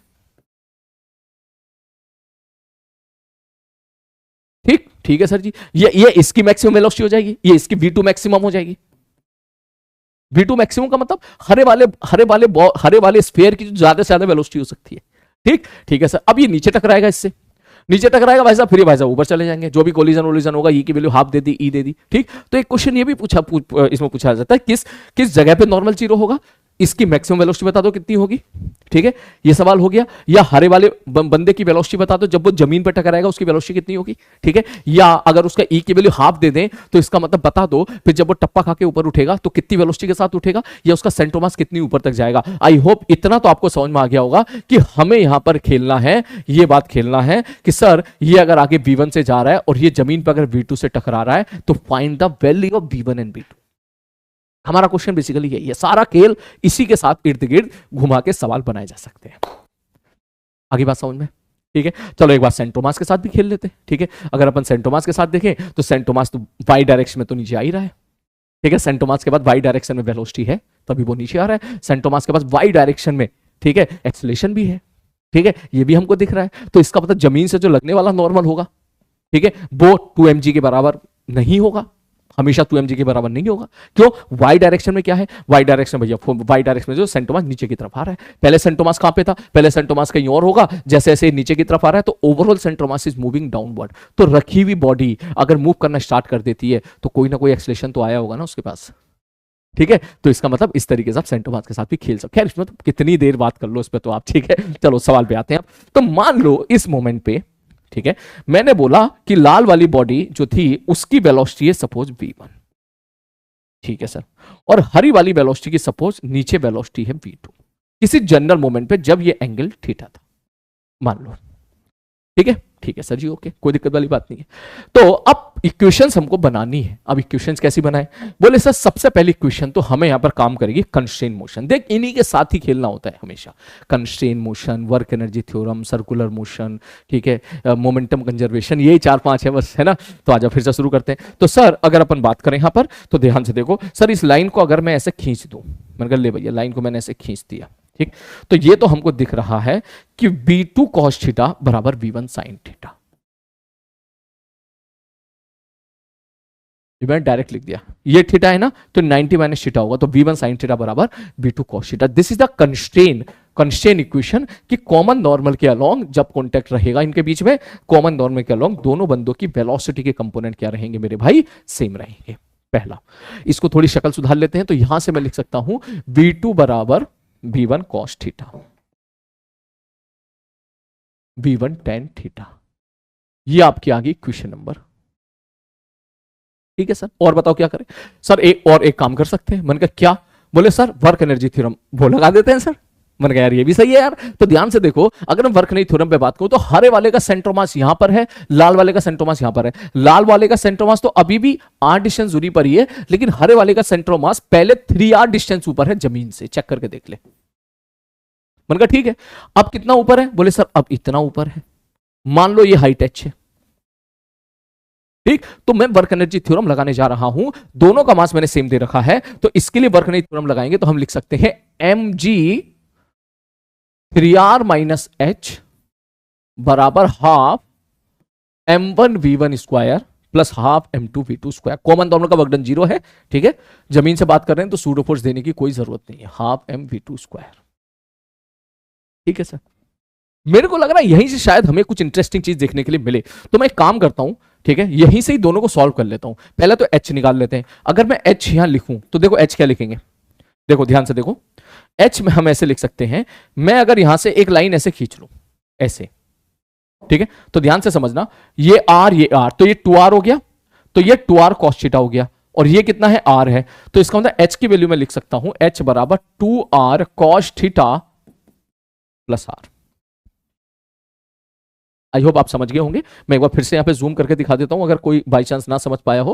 मैंने कहा दे, तो ऐसे समझ यहां पर, ठीक है, कैसे समझ? मैंने कहा दे, ये क्या है 2r, ठीक है, तो इस ट्रायंगल पे बात कर, इस ट्रायंगल पे, तो ये डिस्टेंस कितनी हो जाएगी 2r cos थीटा। ठीक है सर जी, और ये वाली डिस्टेंस कितनी है सर? ये r है। तो यहां से मुझे पता चल गया कि सर इतनी डिस्टेंस तो है r, ये r हो गया, ये r हो गया, और ये है 2r cos थीटा। तो दैट मींस ये हमको पता चल गया कि सर इसकी वैल्यू कितनी हो जाएगी, सर इसकी वैल्यू हो जाएगी कितनी मेरे भाई, कि sir 2r cos theta plus r। तो मैं इसको लिख सकता हूं, देख m कैंसिल आउट हो जाएगा, m कैंसिल आउट हो जाएगा, g 3r minus 2r cos theta minus r बराबर v1 स्क्वायर प्लस, ठीक है, 2 से इधर मल्टीप्लाई कर दे भाई, 2 से मल्टीप्लाई कर दिया मैंने, ठीक है, कैलकुलेशन थोड़ी फास्ट करो अपनी। v2 स्क्वायर को यहीं पे लिख दे v1 square tan square theta, v2 square को v1 square tan square theta. I think थोड़ी सी अच्छी होती जा रही इक्वेशन। देख 3r में से 1r गया, 2r बचा, 2r मैंने कॉमन निकाल लिया, तो 2 दूनी 4, 4gr। ये तो बड़ी अच्छी मैथ्स आ रही है यार, इतनी प्यारी तो उम्मीद नहीं करी थी भाई मैंने। ये ऐसे ही कर लेते हैं भाई सॉल्व इसको, बराबर v1 square 1 plus tan square theta equal to sec square theta. ठीक है सर जी। तो अब अगर मैं ध्यान से देखूं कि मैं अगर मैं सबसे पहले फोकस करूं, चलो v1 निकाल लेते हैं, ठीक है, क्योंकि अगर हमने v1 निकाल लिया तो यहां पे v1 की वैल्यू पुट करेंगे तो v2 आ जाएगा, ठीक, v2 आ जाएगा तो हमें और चीजें पता चल जाएंगी। तो अगर मैं यहां से v1 पूछूं तो आप लिख सकते हो v1 स्क्वायर बराबर 4gr cos square theta minus cos Q theta. मैंने कहा ठीक है, आ गया भाई साहब मजा, ठीक। और इसके बाद अगर मैं आपसे बोलूं, मैंने कहा क्या मुझे v1 का फंक्शन पता चल गया? बोले हाँ। बोले तो सर अगर मैं v1 की मैक्सिमम वैल्यू आपसे जानना चाहूं, क्योंकि ये तो मुझे साफ साफ पता चल रहा है कि v1 बढ़ता चला जाएगा, बढ़ता चला जाएगा, बढ़ता चला जाएगा, तो इस फंक्शन के आधार पर अगर मैं आपसे पूछूं कि भैया हमको बता दो v1 की मैक्सिमम वैल्यू कितनी होगी, तो आप बोलोगे कि सर जी देखो इसकी मैक्सिमम वैल्यू करना है तो उसको डिफरेंशिएट करो और इक्वल टू 0 कर दो। लेकिन पूरे को डिफरेंशिएट करने की जरूरत नहीं है, आप केवल इतने को ही कर दो, इतने को ही, ठीक है, अंदर को। बोले जब ये मैक्सिमम होगा तब v1 मैक्सिमम होगा, तो इसको डिफरेंशिएट कर दो थीटा के रेस्पेक्ट में, cos स्क्वायर थीटा का डिफरेंशिएशन सर 2 cos थीटा, ठीक है, इनटू माइनस साइन थीटा, ठीक है, minus 3 cos square theta into minus sine theta बराबर क्या कर दिया मैंने 0। मैंने इसको डिफरेंशिएट करके इक्वल टू 0 कर दिया मैक्सिमम मिनिमा के लिए। अब जरा ध्यान से देखना इंटरेस्टिंग चीज क्या क्या निकल कर आ रही है यहां से। बोले सर एक तो साइन थीटा से साइन थीटा काट दिया और बगल में लिख लिया थीटा बराबर 0 ऑल्सो पॉसिबल। मैथ्स है ना, ऐसा थोड़ी ना काट सकते हैं थीटा, इसका मतलब थीटा जीरो भी हो सकता है ना, लेकिन थीटा जीरो का कोई सेंस नहीं बनना, फिर तो यही होगी कहानी, ठीक है। तो इसका मतलब फिजिक्स इसको नेग्लेक्ट कर देगी, मैथ्स ये देगी जरूर आंसर, लेकिन फिजिक्स इसको नेग्लेक्ट कर देगी, ठीक है। ठीक है सर, दूसरा अब देखो चेक करो, यहां से कॉस थीटा यहां से कॉमन निकाल लिया, मैंने कहा ठीक है भाई साहब, तो ध्यान से देखो यहां से क्या निकल के आ रहा है, कॉस थीटा बराबर निकल के आ रहा है यहां से 2/3। इसका मतलब इस एंगल पर बात समझ मारी, कॉस थीटा बराबर अगर 2/3 होगा, ठीक है, तो इसका मतलब जब कॉस थीटा की वैल्यू 2/3 होगी तब V1 मैक्सिमम हो जाएगा, ये है निष्कर्ष। आ रही बात समझ में, क्लियर है। वैसे यहां से एक रूट और आ रहा है, अगर यहां से देखो कॉस थीटा बराबर 0 भी आ रहा है, थीटा बराबर 90 डिग्री, ठीक है, वो भी आपको दिख रहा होगा, ठीक है, कि वो बेसिकली ये थीटा बराबर 90 डिग्री और थीटा बराबर 0 ये नेग्लेक्ट हो जाएंगे, ये फिजिक्स नेग्लेक्ट कर देगी, मैथ्स नहीं फिजिक्स नेग्लेक्ट कर देगी, मैथ्स तो कहेगी प्लीज कहते हैं भाई जरूरत नहीं है, क्योंकि साफ साफ दिख रहा है रियलिस्टिक केस में थीटा 90 होने का क्या मतलब, वैसी कॉन्टेक्ट है, थीटा 90 का मतलब क्या, उधर भाग गया इधर भाग गया, उसी से पहले ही कॉन्टेक्ट 0 हो चुका है, तो इसका मतलब कॉस थीटा बराबर 2/3, इस मोमेंट पे कॉन्टेक्ट तेरा 0 हो गया, समझ रहे, कॉस थीटा बराबर 2/3 पर, ठीक है। अब तुमको और डिटेल में जाना है तो आप इसका ग्राफ प्लॉट कर लो, ठीक है, आप इसका ग्राफ प्लॉट कर लो, आप यहां पे ले लो V1, ये ले V1, ठीक है, और इधर मान ले कॉस थीटा, ठीक है, तो आप इसका ग्राफ प्लॉट कर सकते हो उसका, ठीक है, चाहो तो नेक्स्ट से ग्राफ प्लॉट कर सकते हो कि सर V1 स्क्वायर बराबर आ रहा है 4GR cos theta minus cos theta था ना भाई साहब, cos square theta minus cos Q theta, तो याद करो बेबी कर्व से जो हम लोग पढ़ा करते थे, 4GR cos square theta common निकाल लिया तो 1 माइनस कॉस थीटा, ठीक है। चाहे तो तू एक काम कर ले, V1 को मान ले y और कॉस थीटा को मान ले x, ठीक है, तो तुम्हारा इक्वेशन आ गया y बराबर k, ठीक है, x square into 1 minus x, ठीक। तो अब यहां से आप चाहो तो y वर्सेस x का ग्राफ प्लॉट कर सकते हो, आप जो रैंडम ग्राफ प्लॉट करते थे आप कि सर x बराबर 0 पर y 0 है तो ग्राफ यहां से शुरू होगा, ठीक है। सर क्रिटिकल पॉइंट कौन कौन से जा रहे हैं, x बराबर 0 और x बराबर 1, ठीक है, तो x बराबर 1 कहीं यहां पर आएगा, ठीक है। बोले हाँ सर जी ये चीज भी सही जा रही है, ठीक है सर। उसके बाद बोले सर मैक्सिमा कहां अचीव हुआ है हमको, ठीक है, बोले मैक्सिमा अचीव हुआ है सर 2/3 पर, ठीक है, तो 2/3 का यहां पर होगा, इसका मतलब ग्राफ ये कुछ इस प्रकार का जाएगा, इस प्रकार का, और ये जो पीक आएगा ये 2/3 पर आएगा, ठीक। तो यहां अगर अपन ध्यान से देखें तो भाई हमें इस जगह पर ये y मैक्सिमम मतलब V1 हमको यहां पे मैक्सिमम मिल चुका है, वेलोसिटी यहां पर मैक्सिमम हो चुका है, लेकिन मैथ्स हमको आंसर दे रही है कि ये ग्राफ कुछ इस प्रकार का बनेगा, यहां अब हमको फिजिक्स लगानी पड़ेगी, ठीक है। मैथ्स के हिसाब से तो 3 रूट जा रहे हैं, फिजिक्स हमको बोलेगी देख भाई यहां पर अगर वेलोसिटी मैक्सिमम हो चुकी है, कॉन्टेक्ट यहां पर टूट चुका है, तो इसका मतलब इसके आगे का ग्राफ फिजिक्स में नहीं बनेगा, इसके आगे का ग्राफ बिल्कुल ऐसे बनेगा, वो डाउन नहीं होगा। क्यों डाउन नहीं होगा भाई, अगर वो डाउन अगर तूने कंसीडर कर लिया, ठीक है, अगर तू कहे कि सर ये डाउन सा बनना था यहां पर, तो मैंने कहा अगर डाउन सा बनना था तो इसका मतलब बाई को तू घटा रहा है बाई को घटाने का मतलब B1 को घटाना, तो B1 तो घटेगा ही नहीं ना, तो साफ साफ दिख रहा है B1 बढ़ता चला जाएगा, फिर उसकी वेलोसिटी कांस्टेंट हो जाएगी, ठीक। तो इसका मतलब हुआ ये होगा कि सर वेलोसिटी मैक्सिमम हुई होगी यहां पर, और उसके बाद फिर जो है स्ट्रेट लाइन हो जाएगा कांस्टेंट वेलोसिटी के साथ, जो है तेरा वो आगे मूव कर जाएगा।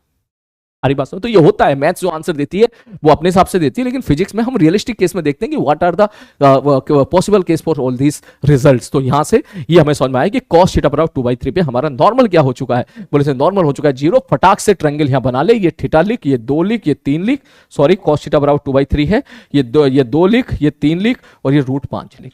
अब हमको ये पता चल गया, तो मैं यहां पर V1 की वैल्यू पुट कर देता हूं, तो V1 की मैक्सिमम वैल्यू कितनी आएगी, बोले 4GR cos square theta 4/9 minus cos Q थी तेरा 2 दूनी 4 दूनी 8 है ना, 2 दूनी 4 दूनी 8 3 3 9 27, ठीक है, ये आ गया है। फिर 3 से ऊपर नीचे मल्टीप्लाई कर दो, 4GR या 3 से नीचे मल्टीप्लाई कर दो, 4 3 12, 12 में से 8 गया, 4 बचा, 4/27, ये आपकी V1 की ज्यादा से ज्यादा वेलोसिटी आ गई 16/27 GR, ठीक है सर जी, ओके।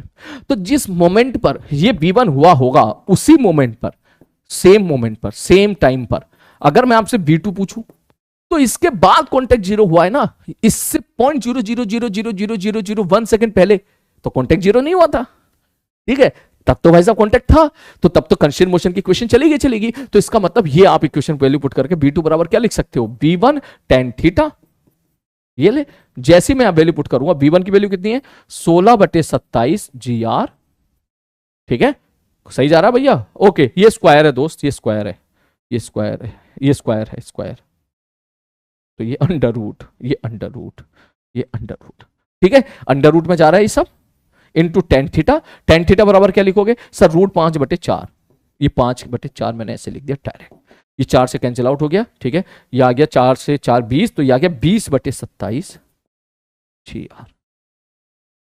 अब समझ लो मैथ्स क्यों आंसर दे रही है, मैथ्स ने क्यों वो इतने आंसर दिए, क्योंकि मैथ्स ने इसको भी कंसीडर किया, मैथ्स ने इसको भी बोला, मैथ्स ने इसको भी बोला, मैथ्स ने इसको भी बोला, कह रहा है भैया इन दोनों को सॉल्व करके आंसर दे रही है। जबकि आपको पता है कि जब कॉन्टेक्ट लूज हो जाएगा तब ये क्वेश्चन वैलिड नहीं रहेगी, जब कॉन्टेक्ट टूट गया तो कंसीडर मोशन तो खत्म हो गया ना फिर। लेकिन मैथ्स ने जो आंसर दिया है वो उसने कंसीडर मोशन को रिलेट करते हुए आंसर दिया, इसलिए वो लगी पड़ी है आगे, ठीक, आंसर देने में लगी पड़ी है, ठीक, खैर कोई बात नहीं। तो ये आपका आ गया B2। तो इसका मतलब ये हो गया कि जब कॉन्टेक्ट टूट जाएगा, जब कॉन्टेक्ट टूट जाएगा तो ये लाल वाली बॉल आगे भागेगी कितनी वेलोसिटी के साथ, इतनी वेलोसिटी के साथ। मैं अगर यहां पर r की वैल्यू पुट कर दूं, जो मैंने r यहां पे लिया था ना 54 मीटर अगर पुट कर दूं तो ये 54 आ जाएगा, ठीक है, r यहां पर आ जाएगा 54, 27 दूनी 54, 2 आ गया 20, तो 16 दूनी 32, रूट 320, रूट 320 मीटर पर सेकेंड से ये बॉल आगे की तरफ कांस्टेंट वेलोसिटी के साथ भागना स्टार्ट कर देगी, ठीक। अब तो इसका क्या होगा, ये जमीन पे टकराएगी भाई साहब, अरे बात समझ में, बोले ठीक है सर जी। इसके बाद क्या होगा, ठीक है, मैंने कहा इसके बाद ये होगा कि जब ये जमीन पर टकराएगी तो अब ये नहीं है कि वो इतनी वेलोसिटी के साथ जमीन पर टकराएगी, नहीं, ऐसा नहीं है, इतनी वेलोसिटी के साथ जमीन पर नहीं टकराएगी। क्यों, क्योंकि उसके बाद भाई साहब मुझे ये भी तो देखना पड़ेगा कि cos थीटा बराबर अगर 2/3 है तो ये वाली डिस्टेंस कितनी है, क्योंकि इतनी डिस्टेंस के लिए तो उसने फ्री फॉल किया है।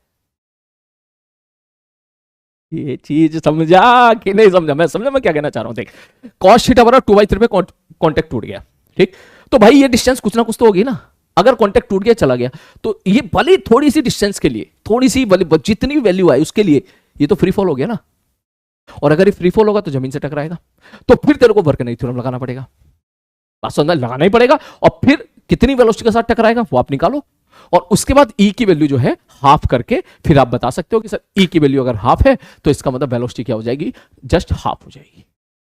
आ रही बात समझ में, क्लियर है। तो इस प्रकार से जो है आप इन क्वेश्चन को डील करोगे, ठीक है। तो मैं इस सवाल में जो मेजॉरिटी क्वेश्चंस हैं वो किस एंगल पे कॉन्टेक्ट जीरो हो जाएगा वो हमने निकाल लिया, v1 की मैक्सिमम वेलोसिटी क्या होगी वो हमने निकाल ली, उस मोमेंट पर इसकी वेलोसिटी कितनी होगी स्फीयर की वो हमने निकाल ली v2, ठीक। इसके बाद आप चाहो तो आप खेल सकते हो, आई होप आप समझ गए हो, है ना। इसके बाद चाहो तो आप खेल सकते हो, कैसे खेल सकते हो, बोले सर ये देखो ऐसे समझो इसको, इसके बाद बोले सर जी देखो मान लो, अब ये तो भूल गए ना इसको, मान लो यहाँ कॉन्टेक्ट जीरो हो गया, ये सब हटाओ, ठीक है, ये सब हटाओ, कॉन्टेक्ट जीरो हो गया, मैंने कहा हाँ भैया लो कॉन्टेक्ट जीरो हो गया, ठीक है, ये सब हटाओ, हमको यहाँ पे B2 पता चल गया, ये सब हटाओ, ये लो, ठीक है सर। अब सपोज ये वाली जो डिस्टेंस है मान लो बाई डैश है, ठीक है, तो अब आप लिख सकते हो B2 फाइनल लिख सकते हो, V2 इनिशियल का स्क्वायर प्लस 2G ये जो भी है बाई डैश, तो इसका मतलब B2 फाइनल कितना हो जाए, B2 इनिशियल कितना है सब 20/27 GR, ठीक है, इसका square plus 2G by dash, ये आपका B2 फाइनल आ गया। अब ध्यान से समझ, अब ये जितने से आया है उसके E टाइम से ऊपर उठ जाएगा, ठीक है, कायदे में तो अंडर रूट में, ये ले अंडर रूट में, ठीक है। तो अब जब उठेगा तो इसको अगर मल्टीप्लाई कर दूं ई से, ई की वैल्यू मैंने हाफ दे दी, तो इतनी वेलोसिटी के साथ ही ऊपर उठेगा, तो इसका सेंटर मास कितना ऊपर तक जाएगा सर, इसका सेंटर मास सर से जैसे टकराएगा नीचे, टकराने के बाद फिर ये ऊपर उठेगा, तो जब भी ऊपर की तरफ उठेगा तो सेंटर मास की वेलोसिटी ऊपर की तरफ होगी, मैंने कहा ठीक है भाई सर सेंटर मास ऊपर की तरफ होगी, बोले इतनी होगी वेलोसिटी टप्पा खाने के बाद, और अगर सेंटर मास की वेलोसिटी इतनी है तो इसका कितना ऊपर जाएगा, इसका स्क्वायर बाई 2G, इतना ऊपर जाएगा नहीं, प्लस R और ऐड करना पड़ेगा, क्योंकि सेंटर मास खुद जमीन से ऊपर है, ये गलती हो जाती है देख, क्योंकि अगर मैंने पूछा कि find the maximum height attend bye the centre of मास, तो आपको एक चीज समझना पड़ेगा, ठीक है, कि हाँ समझ भाई मैं क्या कहना चाह रहा हूं, ठीक है, हाँ ये चीज समझनी पड़ेगी तेरे को, क्योंकि अगर लोकेशन ऑफ सेंटर मास के बारे में बात करना चाह रहे हो आप, लोकेशन ऑफ सेंटर मास के बारे में बात करना चाह रहे हो आप, ठीक है, तो वो आर, एक मिनट, आर तो जोड़ना पड़ेगा ना। एक, रुक जा रुक जा रुक जा रुक जा रुक जा, कहीं जल्दबाजी में मैंने कोई गलती ना कर दी हो भैया। देख, ये कहानी ये है कि ये टप्पा खाने के बाद इधर ऊपर उठेगी B2 से, B2 डैश से, ये B2 डैश है पूरा, ये B2 डैश।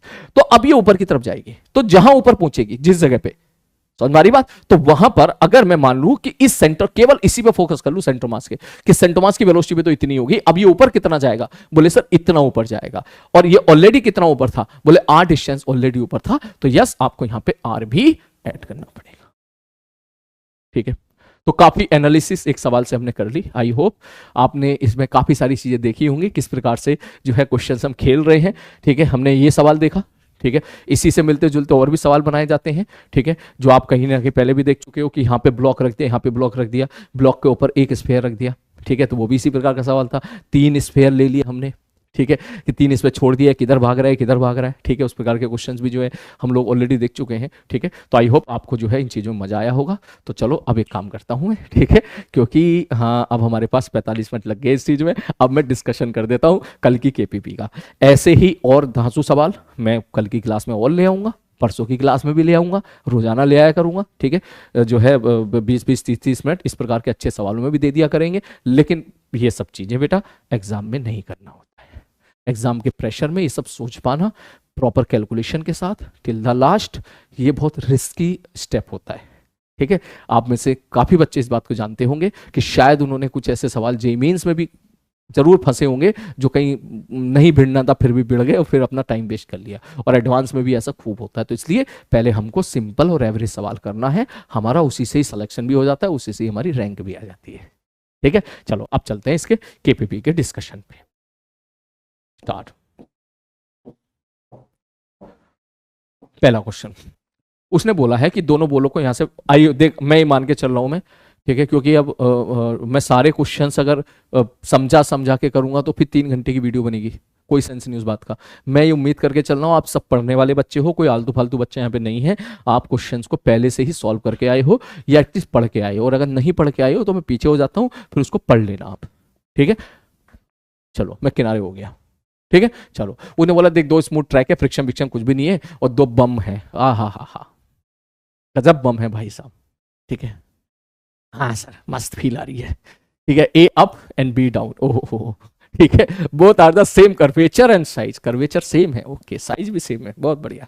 ठीक है, 2 balls are simultaneously with the same initial speed. ठीक है, speed at the bottom of the curve is 4 metre पर। कह रहा भाई साहब देखो, इसकी स्पीड भी 3 है, इसकी स्पीड भी 3 है, जब वो यहां पहुंचा तो इसकी स्पीड 4 है, तो बताओ जब यहां पहुंचेगा तो इसकी स्पीड बताओ कितनी होगी।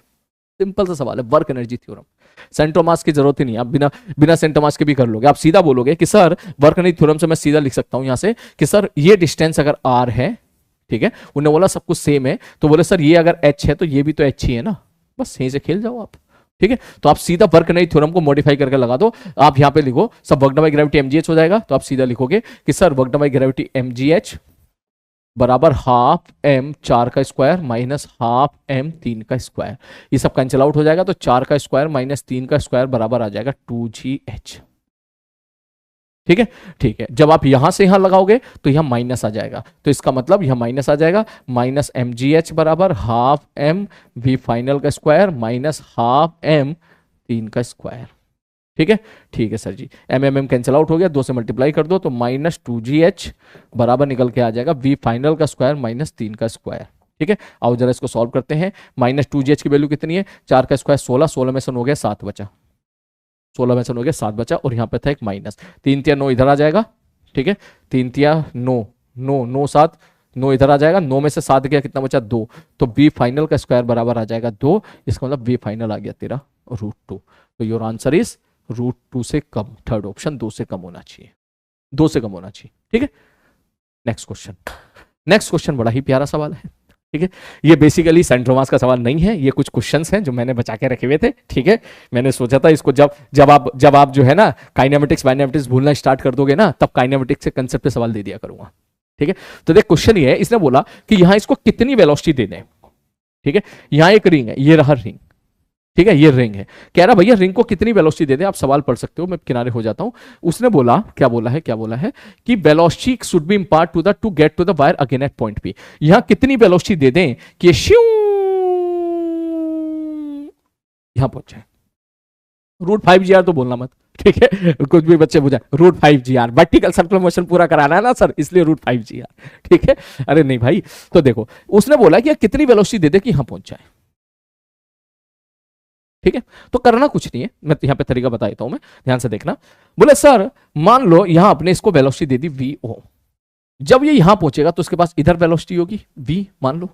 मैंने कहा तो अगर b तक पहुंचाना है तो इसका मतलब ये ऐसे जाके ऐसे पहुंचाना है इसको, तो इसका मतलब ये क्या हो गया, ये एक तरीके से प्रोजेक्टाइल मोशन हो गया।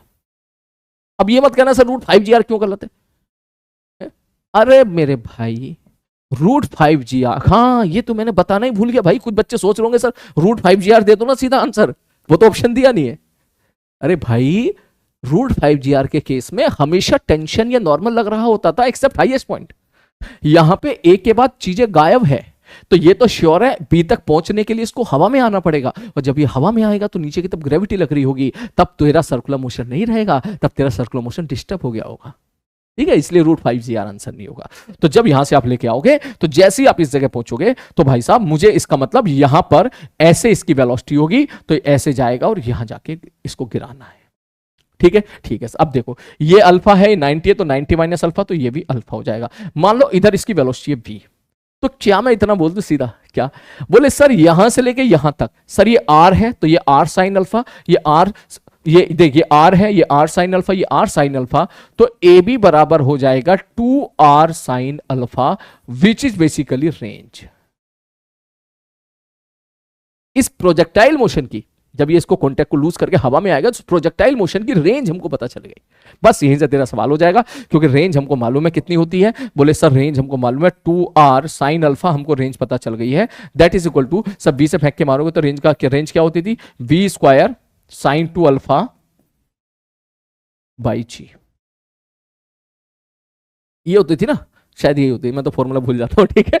अब v की वैल्यू आप यहां पे vo के टर्म में लिख सकते हो, ठीक है। आप कैसे लिखोगे, बोले सर यहां से यहां या तो मैकेनिकल एनर्जी कंजर्वेशन लगा दे, यहां पे लिख दे ½ m v0² बराबर ½ m v² प्लस ये वाली डिस्टेंस ये r plus r cos theta mgh,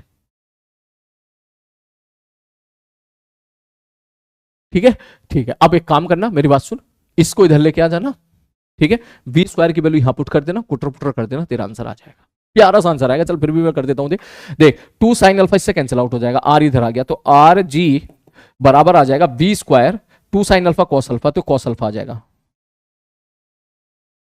v² cos alpha, ठीक है। इसको अगर मैं सॉल्व करूंगा, देख m m m cancel out हो गया, 2 2 2 यहां 2 आ जाएगा, तो v² बराबर आ जाएगा v0², ठीक है, -2gr 1 प्लस cos थीटा, इसकी वैल्यू यहां पुट करना पड़ेगा तुझे, तो आर जी बराबर आ जाएगा v² की वैल्यू कितनी है भाई साहब, v0², ठीक है, v0² टू -2gr 1 प्लस, यार ये खुद करना, यार ये खुद करना, मैंने रास्ता थमा दिया तुझे, ठीक है।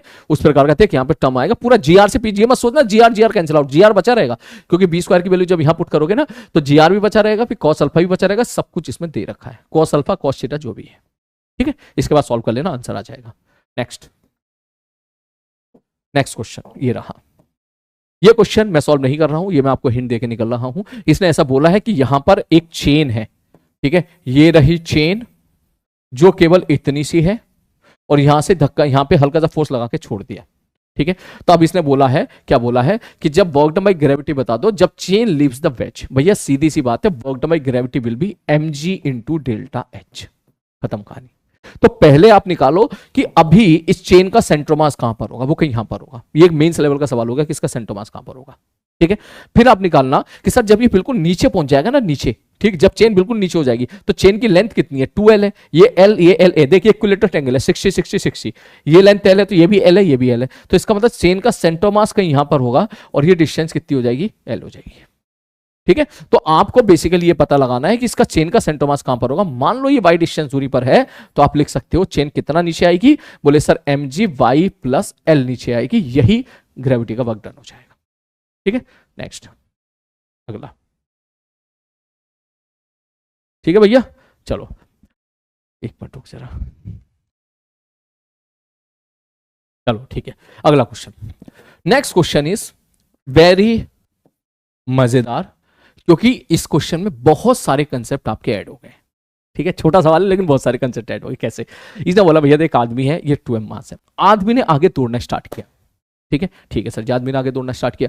जब आदमी आगे दौड़ेगा तो प्लेटफॉर्म पीछे की तरफ जाएगा। ठीक है। इसने बोला जब आदमी यहां पहुंच गया, ठीक है भाई साहब, दौड़ना स्टार्ट किया, क्या था एक बार सवाल पढ़ लेता हूं। Man of mass M is standing on the top flat top of a cart of mass 2m। ठीक है भाई साहब, the length and the height of the cart is L and S respectively and it rests on the smooth horizontal ground. The man start running from and A, speed up and jump out of the car B with a velocity u relative to the cart in horizontal direction. इसका मतलब पहले आदमी दौड़ के यहां पहुंचा और फिर यहां से इधर u with respect to car से कूद गया। ठीक है सर जी, ओके आगे बढ़ते हैं। अब उसने क्या बोला, total horizontal distance covered by man by the time he lands on the ground. कितना बढ़िया सवाल है, केवल एक लाइन में खत्म हो जाता है क्वेश्चन कि भैया देखो ये रहा प्लेटफॉर्म, ठीक है, यह h हाइट का प्लेटफॉर्म है तुम्हारा। मैंने कहा ठीक है भाई साहब, आदमी था यहां पर, इसने इधर दौड़ना स्टार्ट किया, आदमी का मास था m, प्लेटफॉर्म का मास था 2m, यही है ना 2m। मैंने कहा ठीक है। अब आदमी आगे दौड़ रहा है, तो जब आदमी दूसरे कोने पे पहुंच गया होगा, ठीक है, तो इसका मतलब तब तक ये पीछे कहीं यहां पहुंच गया होगा। ये ले, जब आदमी यहां पहुंचा होगा तब तक यहां पहुंच गया होगा। मैंने कहा ठीक है, तो कुछ तो आदमी ऑलरेडी चल चुका है अभी। तो ऐसे सवाल को कैसे क्या करते थे, मान लो प्लेटफॉर्म आगे x गया, तो आगे x गया तो हम क्या लिखा करते थे, 2m इंटू एक्स प्लस आदमी के लिए ml प्लस एक्स बराबर 0। तो x की वैल्यू आती थी जो काफी बच्चों को याद भी होती है, -l/3। इसका मतलब प्लेटफॉर्म पीछे l/3 जाएगा, तो आदमी आगे कितना चला गया होगा, 2l/3। मैन आदमी आगे इनिशियल पॉइंट से ऑलरेडी 2l/3 आगे जा चुका है। ठीक है सर जी, नेक्स्ट। अब आदमी ने जंप कूदी मार दी भैया, तो मान लो आदमी ने कूदी मारी है u स्पीड के साथ, उसने ऐसा बोला है। ठीक, तो क्या मैं ऐसा बोल दूं कि इस मोमेंट पे मान लो वेज की वेलोसिटी आगे v डैश है, तो इसकी velocity v dash plus u हो जाएगी। अब आप बोलोगे यार बेस्ट तो पीछे भाग रहा है, तुम आगे क्यों मान रहे हो? मैंने कहा भाई आगे मान ले, क्या फर्क पड़ रहा है, गलत मानने का तो फाइनल आंसर निगेटिव आ जाएगा। ठीक है सर जी। तो अब अगर मैं इसको सॉल्व करूंगा तो आप सीधा बोलोगे कि sir m into V dash plus u plus 2m into V dash बराबर 0, तो वी डैश बराबर आ जाएगा -u/3। ठीक, तो आदमी की वेलोसिटी कितनी होगी, मुझे तो वेलोसिटी ऑफ मैन से मतलब है, वेलोसिटी ऑफ मैन कितना हो जाएगा, हवा में जब आएगा तो u जोड़ दो, मतलब 2u/3 हो जाएगी। इसका मतलब ये हुआ कि आदमी पहले तो जा चुका है 12/3, गलत सही हो सकता है। फिर उसके बाद आदमी कूदता है 2u/3 से। ठीक है सर जी, तो आदमी कितना आगे जाएगा, क्योंकि सारी वेलोसिटी हॉरिजॉन्टल है, उसको नीचे आने में कितना टाइम लगेगा, 2h/g का अंडर रूट, और आगे वेलोसिटी उसकी कितनी है, 2u/3। खत्म, ये टोटल डिस्टेंस हो जाएगा उसका। चौथा ऑप्शन क्लियर है, आगे समझ में? चलो बैठे बैठ के ऐसे देख रहे हैं, ऐसे देख रही है दोनों की दोनों। अबे ये भाई ये चलो रहने दो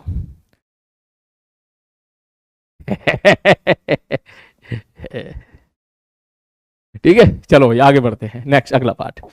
तो इसके बाद नेक्स्ट क्वेश्चन ये रहा, क्वेश्चन नंबर 5। ठीक है, क्वेश्चन नंबर 5 आपकी स्क्रीन पे, बड़ा बढ़िया सवाल है। पत्थर को ऐसे फेंक के मारा है, ये सवाल मैं नहीं कर रहा, यहाँ के गिरेगा टप्पा खाएगा। ठीक है, जैसी सपोज जितनी वेलोसिटी के साथ ये इधर v0 से फेंका है ना, इधर वेलोसिटी कितनी होगी, सब v0 cos अल्फा, ऊपर कितने से फेंका था, v0 sin अल्फा से, तो टप्पा खाने के बाद ऊपर वेलोसिटी कितनी हो जाएगी, e v0 sin अल्फा, और आगे कितनी हो जाएगी, v0 cos अल्फा। खुद कीजिएगा, इस सवाल में मेरे बताने का कुछ भी नहीं है। ठीक है, ऐसे सवाल हमने ऑलरेडी बहुत बार कर चुके हैं। ठीक है भाई साहब, ठीक है, नेक्स्ट क्वेश्चन आपकी स्क्रीन पे ही रहा, बढ़िया तरीके से रीडिंग लो पहले इस सवाल की आप। चलो ठीक है, तो ये क्वेश्चन की लैंग्वेज थोड़ी सी अजीब सी है। ठीक है, जो बच्चे हिंदी मीडियम के होते हैं, जिनके हिंदी इंग्लिश कमजोर होती है, उनको बड़ा दिक्कत आता है सवाल पढ़ने में। सवाल केवल इतना सा है, तो ऐसे समझ कि एक सर्कस है, सर्कस में अगर आई होप आप गए हो, तो आदमी ने नीचे से जंप मारा ऊपर की तरफ। ठीक है भाई, ऊपर की तरफ जंप मारा, v0 वेलोसिटी के साथ जंप मारा। ठीक है सर जी, v0 वेलोसिटी के साथ जंप मारा। जब आदमी h हाइट ऊपर पहुंचा होगा तब उसकी वेलोसिटी कितनी हो गई होगी, सर उसकी वेलोसिटी v डैश हो गई होगी v0 square minus 2gh, work energy theorem से। ठीक है, तब उसने एक बंदर को कैच कर लिया। इट इज सिंपल लाइक कि एक पार्टिकल ऊपर की तरफ फेंक के मारा और किसी ऊपर से एक पार्टिकल ड्रॉप कर दिया और दोनों पार्टिकल रास्ते में कहीं चिपक गए और फिर दोनों मूव किए, ठीक है, उसी प्रकार का सवाल है, बस उससे आसान है। बस इसमें क्या है, आदमी ने जंप मारा, ठीक है, जैसे ही जंप एच हाइट ऊपर गया तब उसने एक बंदर को पकड़ लिया, ठीक, वो बंदर कहां पे था, सपोज इस जगह पर है, बंदर रेस्ट पर है, ठीक है भाई साहब। तो जैसे ही मान के चलो आदमी का मास m1 है, जैसे ही आदमी ने बंदर को पकड़ा तो अब टोटल मास कितना हो गया, m1 प्लस m2 हो गया। अब इनकी वेलोसिटी चेंज हो जाएगी, ठीक। तो मान लो इनकी वेलोसिटी अब हो चुकी है, सपोज v2 हो चुकी है, तो v2 में लिख सकता हूं मोमेंटम कंजर्वेशन से कि सर m1 v1, ठीक है, बराबर m2 v2, बंदर रेस्ट पे था, ठीक, इसको मैंने कह दिया v2। तो ये हमारा v2 निकल के आ जाएगा m1 upon m1 plus m2 into v0 square minus 2gh का अंडर रूट, बस ये हमारा v2 आ गया जब आदमी ने बंदर को पकड़ लिया। अब दोनों ऊपर जाएंगे, ठीक। तो उसने पूछा है कि what is the maximum height attain by the pair, pair की मैक्सिमम हाइट। तो ध्यान से देखना वो जमीन से पूछ रहा है या कहां से पूछ रहा है। उसने बोला फ्रॉम द ब्रांच, ब्रांच का मतलब बोले सर जहां पर जो है मंकी ब्रांच से लटका हुआ था, इसका मतलब वो इस जगह से जानना चाह रहा है कि इस जगह से बता दो ऊपर एच मैक्स कितना जाएगा। तो आप क्या बोलोगे, सब v2 स्क्वायर बाई 2g, खत्म हो गया, ठीक है। तो बस इतना हो गया सवाल में, यही है। तो सेंट्रोमास के बारे में अगर अपन देखें तो पहले क्या हो रहा होगा, बंदर का सेंट्रोमास रेस्ट पे था, आदमी का सेंट्रोमास ऊपर की तरफ जा रहा है, बंदर ने आदमी को कैच कर लिया, ठीक है। अब सेंट्रोमास दोनों का ऊपर की तरफ जा रहा होगा। अगर आप एक्सलेशन के साथ खेलना चाहते हो तो आदमी का एक्सलेशन नीचे की तरफ है, बंदर का एक्सलेशन 0 है। जब आदमी ने बंदर को कैच कर लिया तो दोनों बंदों का एक्सलेशन नीचे की तरफ होगा, g होगा, ठीक है। इसके बाद सॉल्व कर लीजिएगा, आंसर आ जाएगा। नेक्स्ट अगला part, next variable mass system का बड़ा अच्छा सवाल है, मैं किनारे हो रहा हूं, आप चाहो तो पढ़ सकते हो क्वेश्चन को। क्वेश्चन में ऐसे बोला कि भाई साहब यहां से रेता भरा जा रहा है इसमें, ऐसे धड़ाधड़ धड़ाधड़ धड़ाधड़ धड़ाधड़, ठीक, और डीएम बाई dt का रेट भी दे दिया रेता भरने का, और उसने ऐसा बोला है कि ये कांस्टेंट स्पीड के साथ तुम्हारी ट्रॉली जा रही, अपने आप तो जाएगी नहीं यार, जाहिर सी बात है, ठीक है। तो यहां से उसने बोला है कि एक्सटर्नल फोर्स हमने लगा रखा है, ठीक, तो एक्सटर्नल फोर्स लगा रखा है और ऊपर से रेता भर रहे हैं और वो कांस्टेंट वेलोसिटी के साथ जा रही है। तो अब क्या मैं ऐसा बोलूं यार, एक बात बताओ, सीधी सी बात ये है कि अगर ये कांस्टेंट वेलोसिटी के साथ जा रही है, मान ले, ध्यान से समझ, ठीक, तो क्या मैं ऐसा बोलूं क्या कि सर कांस्टेंट वेलोसिटी के साथ जाने का मतलब होगा इस पर नेट एक्सटर्नल फोर्स 0 हो गया होगा। बिल्कुल सही बात है, कांस्टेंट स्पीड के साथ जाना मतलब कांस्टेंट वेलोसिटी के साथ जाना, ठीक, एक्सटर्नल फोर्स 0 हो गया होगा नेट इफेक्टिवली। तो मुद्दे की बात यह है सवाल में, आप ध्यान से देखो सवाल, इसको एक बार पढ़ लो। इसने ऐसा बोला, sand from a stationary hopper fall on a moving conveyor belt at a rate of 5 kilogram, इसका डीएम बाई टी दे रखा है shown in the diagram. Conveyor belt is supported by a frictionless roller moves at the constant speed इतना under the action of constant horizontal external force supply by the motor that drive the belt, ठीक है भाई साहब, okay. अब उसने क्या क्या चीजें पूछी है जरा देखो। उसने पूछा था फोर्स ऑफ फ्रिक्शन बता दो कितना होगा, the force of friction exerted by belt on the sand, अच्छा बेल्ट के द्वारा सैंड पे लगाया गया कितना होगा फोर्स ऑफ फ्रिक्शन, ठीक है, ठीक है सर जी, ओके। उसने एक्सटर्नल फोर्स पूछ लिया, वर्क डन बाय सारी चीजें पूछ ली। तो ध्यान से देखो सवाल में, ठीक है, तो ध्यान से देखो सवाल में, यहां पे बेसिकली दो पार्ट में टूटा हुआ है सवाल। एक तो है ये, ठीक है, जहां पे आप जो है बेसिकली जो बेल्ट वेल्ट है, ठीक है, और एक है नीचे वाला ये जहां पे सैंड जा रहा है, और एक है नीचे वाली ट्रॉली, ठीक है। तो अगर मैं दोनों को सिस्टम मान लूं, दोनों को, तो भाई साहब लगातार आप यहां पे जो है दोनों को, मैंने इन दोनों को सिस्टम मान लिया। अगर इनके बीच में फ्रिक्शन हुआ, जो कि दे रखा है फ्रिक्शन है, ऑप्शन से पता चल गया मुझे यहां पर फ्रिक्शन है, तो अगर मैं पूरे को सिस्टम मान लूं तो वेरिएबल मास सिस्टम का सवाल हो गया, जिसमें लगातार आप मास जो है ऐड करते चले जा रहे हो। दैट मीन्स जिस मास को आप ऐड कर रहे हो वो तो शुरू में रेस्ट पे था और ट्रॉली में जाने के बाद वो मूव कर रहा है, ठीक। तो इसका मतलब मैं बोल सकता हूं वेरिएबल मास सिस्टम के कंसेप्ट से, तो सर कितना थ्रस्ट फोर्स लगा होगा, बोले DM by D T into be relative. मैंने कहा ठीक है भाई साहब, और अगर आप चाहते हो कि ये पूरी कांस्टेंट वेलोसिटी के साथ मूव करे तो इतना ही फोर्स आपको लगाना पड़ा होगा, तभी नेट एक्सटर्नल फोर्स क्या होगा, 0 होगा, ठीक है। अब जरा चेक करो, बी रिलेटिव कितना दे रखा है 0.75, डीएम बाई डी टी मेरे भाई कितना दे रखा है 5, that is equal to F external. तो एफ एक्सटर्नल कितना हो जाएगा सर, एफ एक्सटर्नल हो जाएगा 5 पंजे 25, 7 पंजे 35, 37, 3.75, ठीक है सर जी। इतना एक्सटर्नल फोर्स आपको लगाना पड़ेगा।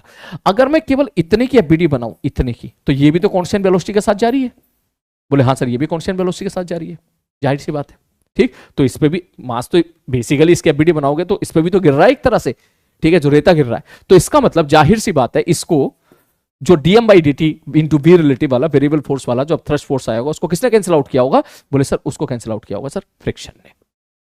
ठीक ठीक है, पहले मैंने पूरे सिस्टम के लिए लगाया, अब मैं केवल इसके लिए कह रहा हूं। तो इस पे आगे की तरफ लग रहा होगा फ्रिक्शन, तो इस पे नीचे वाले पे किधर लग रहा होगा, ये जो पूरी की पूरी ट्रॉली है इस पे किधर लग रहा होगा, बोले सर इस पे लग रहा होगा फ्रिक्शन पीछे की तरफ, और इस पे आगे लग रहा है एफ एक्सटर्नल। ये कहानी हो गई, क्लियर है? ठीक है भाई साहब। क्यों?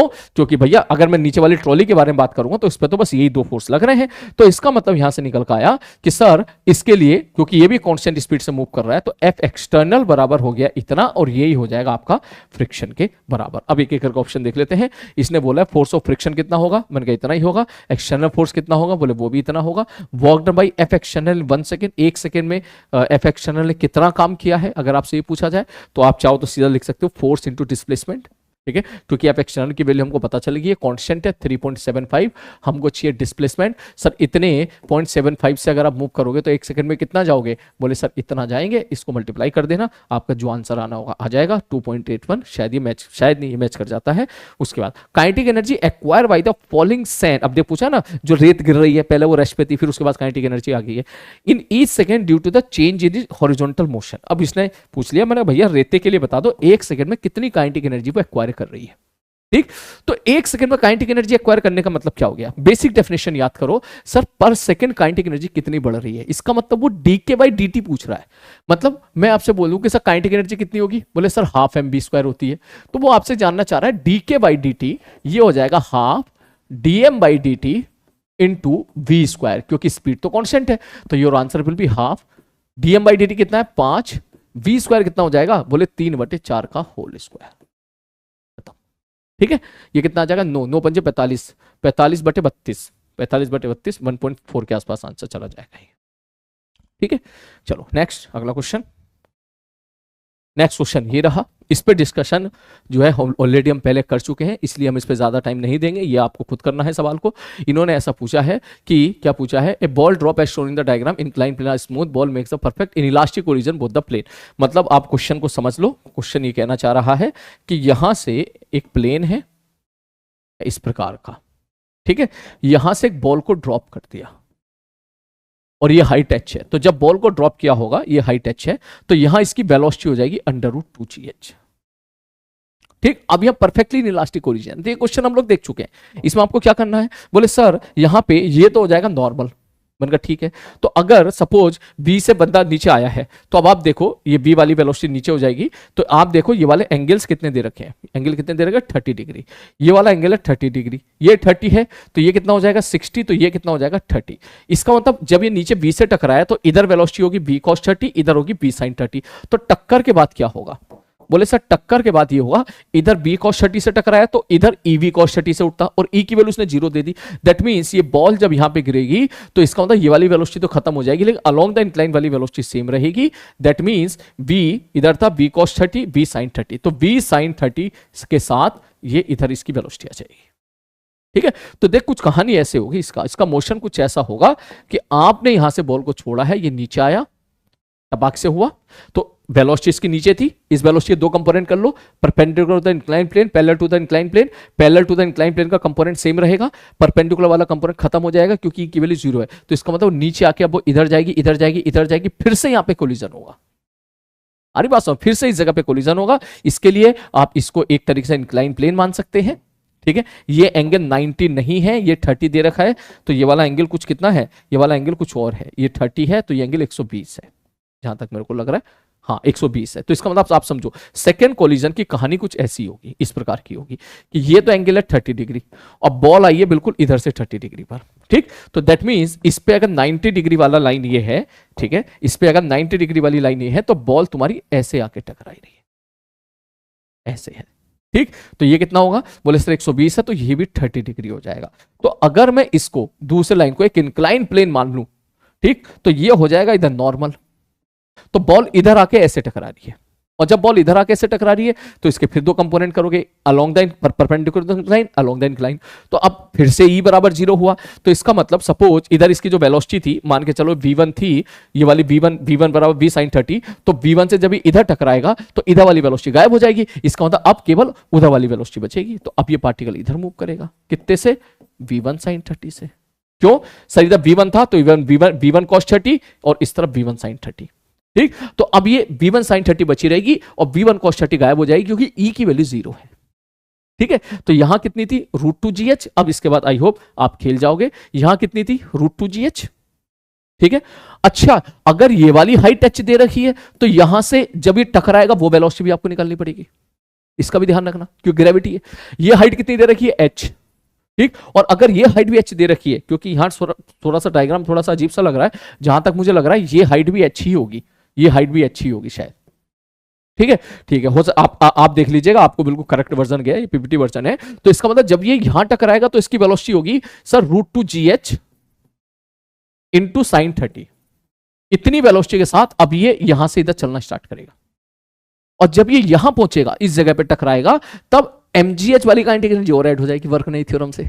ठीक है, अब ये जब ये टकराएगा, जिस वेलोसिटी के साथ टकराएगा उसका केवल साइन 30 वाले कंपोनेंट से वो उस तरफ जाएगी। तो काफी मजेदार सवाल है। ठीक है, ये उसी का एडवांस वर्जन है जो हम लोगों ने कुछ दिनों पहले इस प्रकार से मिलता जुलता सवाल किया था। ठीक है, अब उसके बाद जो है आप कैलकुलेशन कीजिएगा भैया। मैक्सिमम हाइट जो पूछी है उसने कितनी है, maximum height of the second plane, एक सही है तो दूसरा गलत हो जाएगा।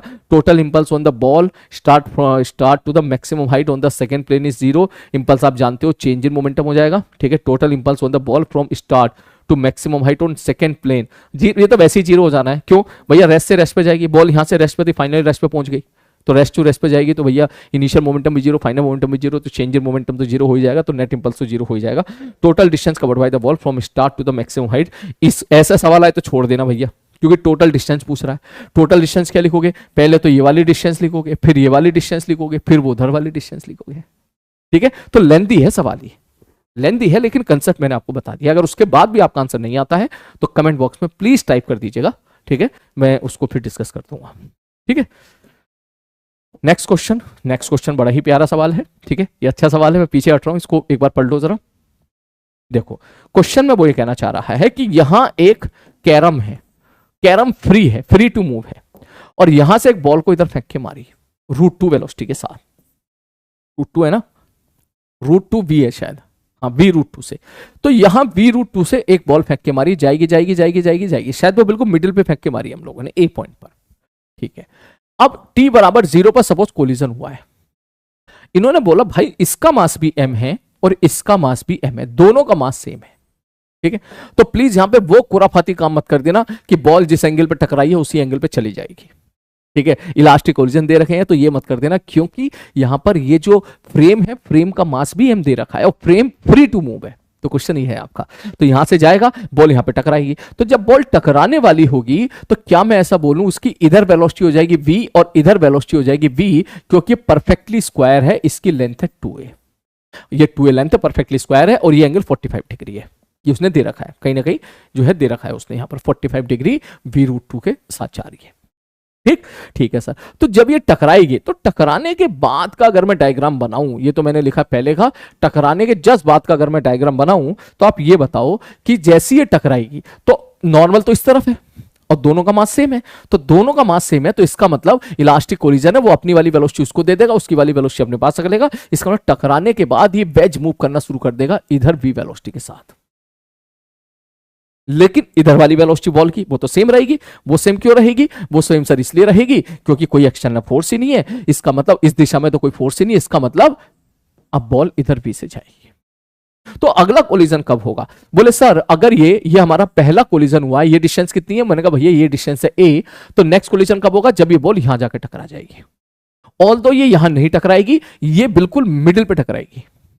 क्यों मिडिल पे टकराएगी, क्योंकि पूरा बैच भी ऊपर जा रहा है, ऊपर का मतलब ग्रेविटी भी ऊपर नहीं, हॉरिजॉन्टल प्लेन में हो रहा है सब कुछ ये। ठीक, हॉरिजॉन्टल प्लेन में, ये नहीं कि ग्रेविटी लगा दे। ठीक, तो हो क्या रहा है, बोले सर ये ऊपर b से जा रहा है, मैंने कहा ठीक है भाई साहब, और ये आगे इससे जा रही है। जब x के बारे में बात करो तो y को भूल जाओ, तो x में उसको कितना चलना है, a चलना है, कितनी स्पीड के साथ b, तो a/b टाइम के बाद वो इस दीवार से टकराएगी, लेकिन उस a/b टाइम में ये पूरा सिस्टम भी तो ऊपर जाएगा b स्पीड के साथ, तो ये कहीं d पे जाके यहां पे टकराएगी। d पॉइंट है, कौन सा पॉइंट है, ये बी पॉइंट है, ये बी पे जाके यहां पे टकराएगी। तो जब ये टकराएगी तो अब जरा उसका टकरा टकरी देखते हैं क्या होगा। जैसे ही ये टकराने वाली होगी, जस्ट बिफोर टकराना, तो देखो बॉल के पास तो आ गई होगी इस तरफ वेलोसिटी टकराने से पहले यहां पर।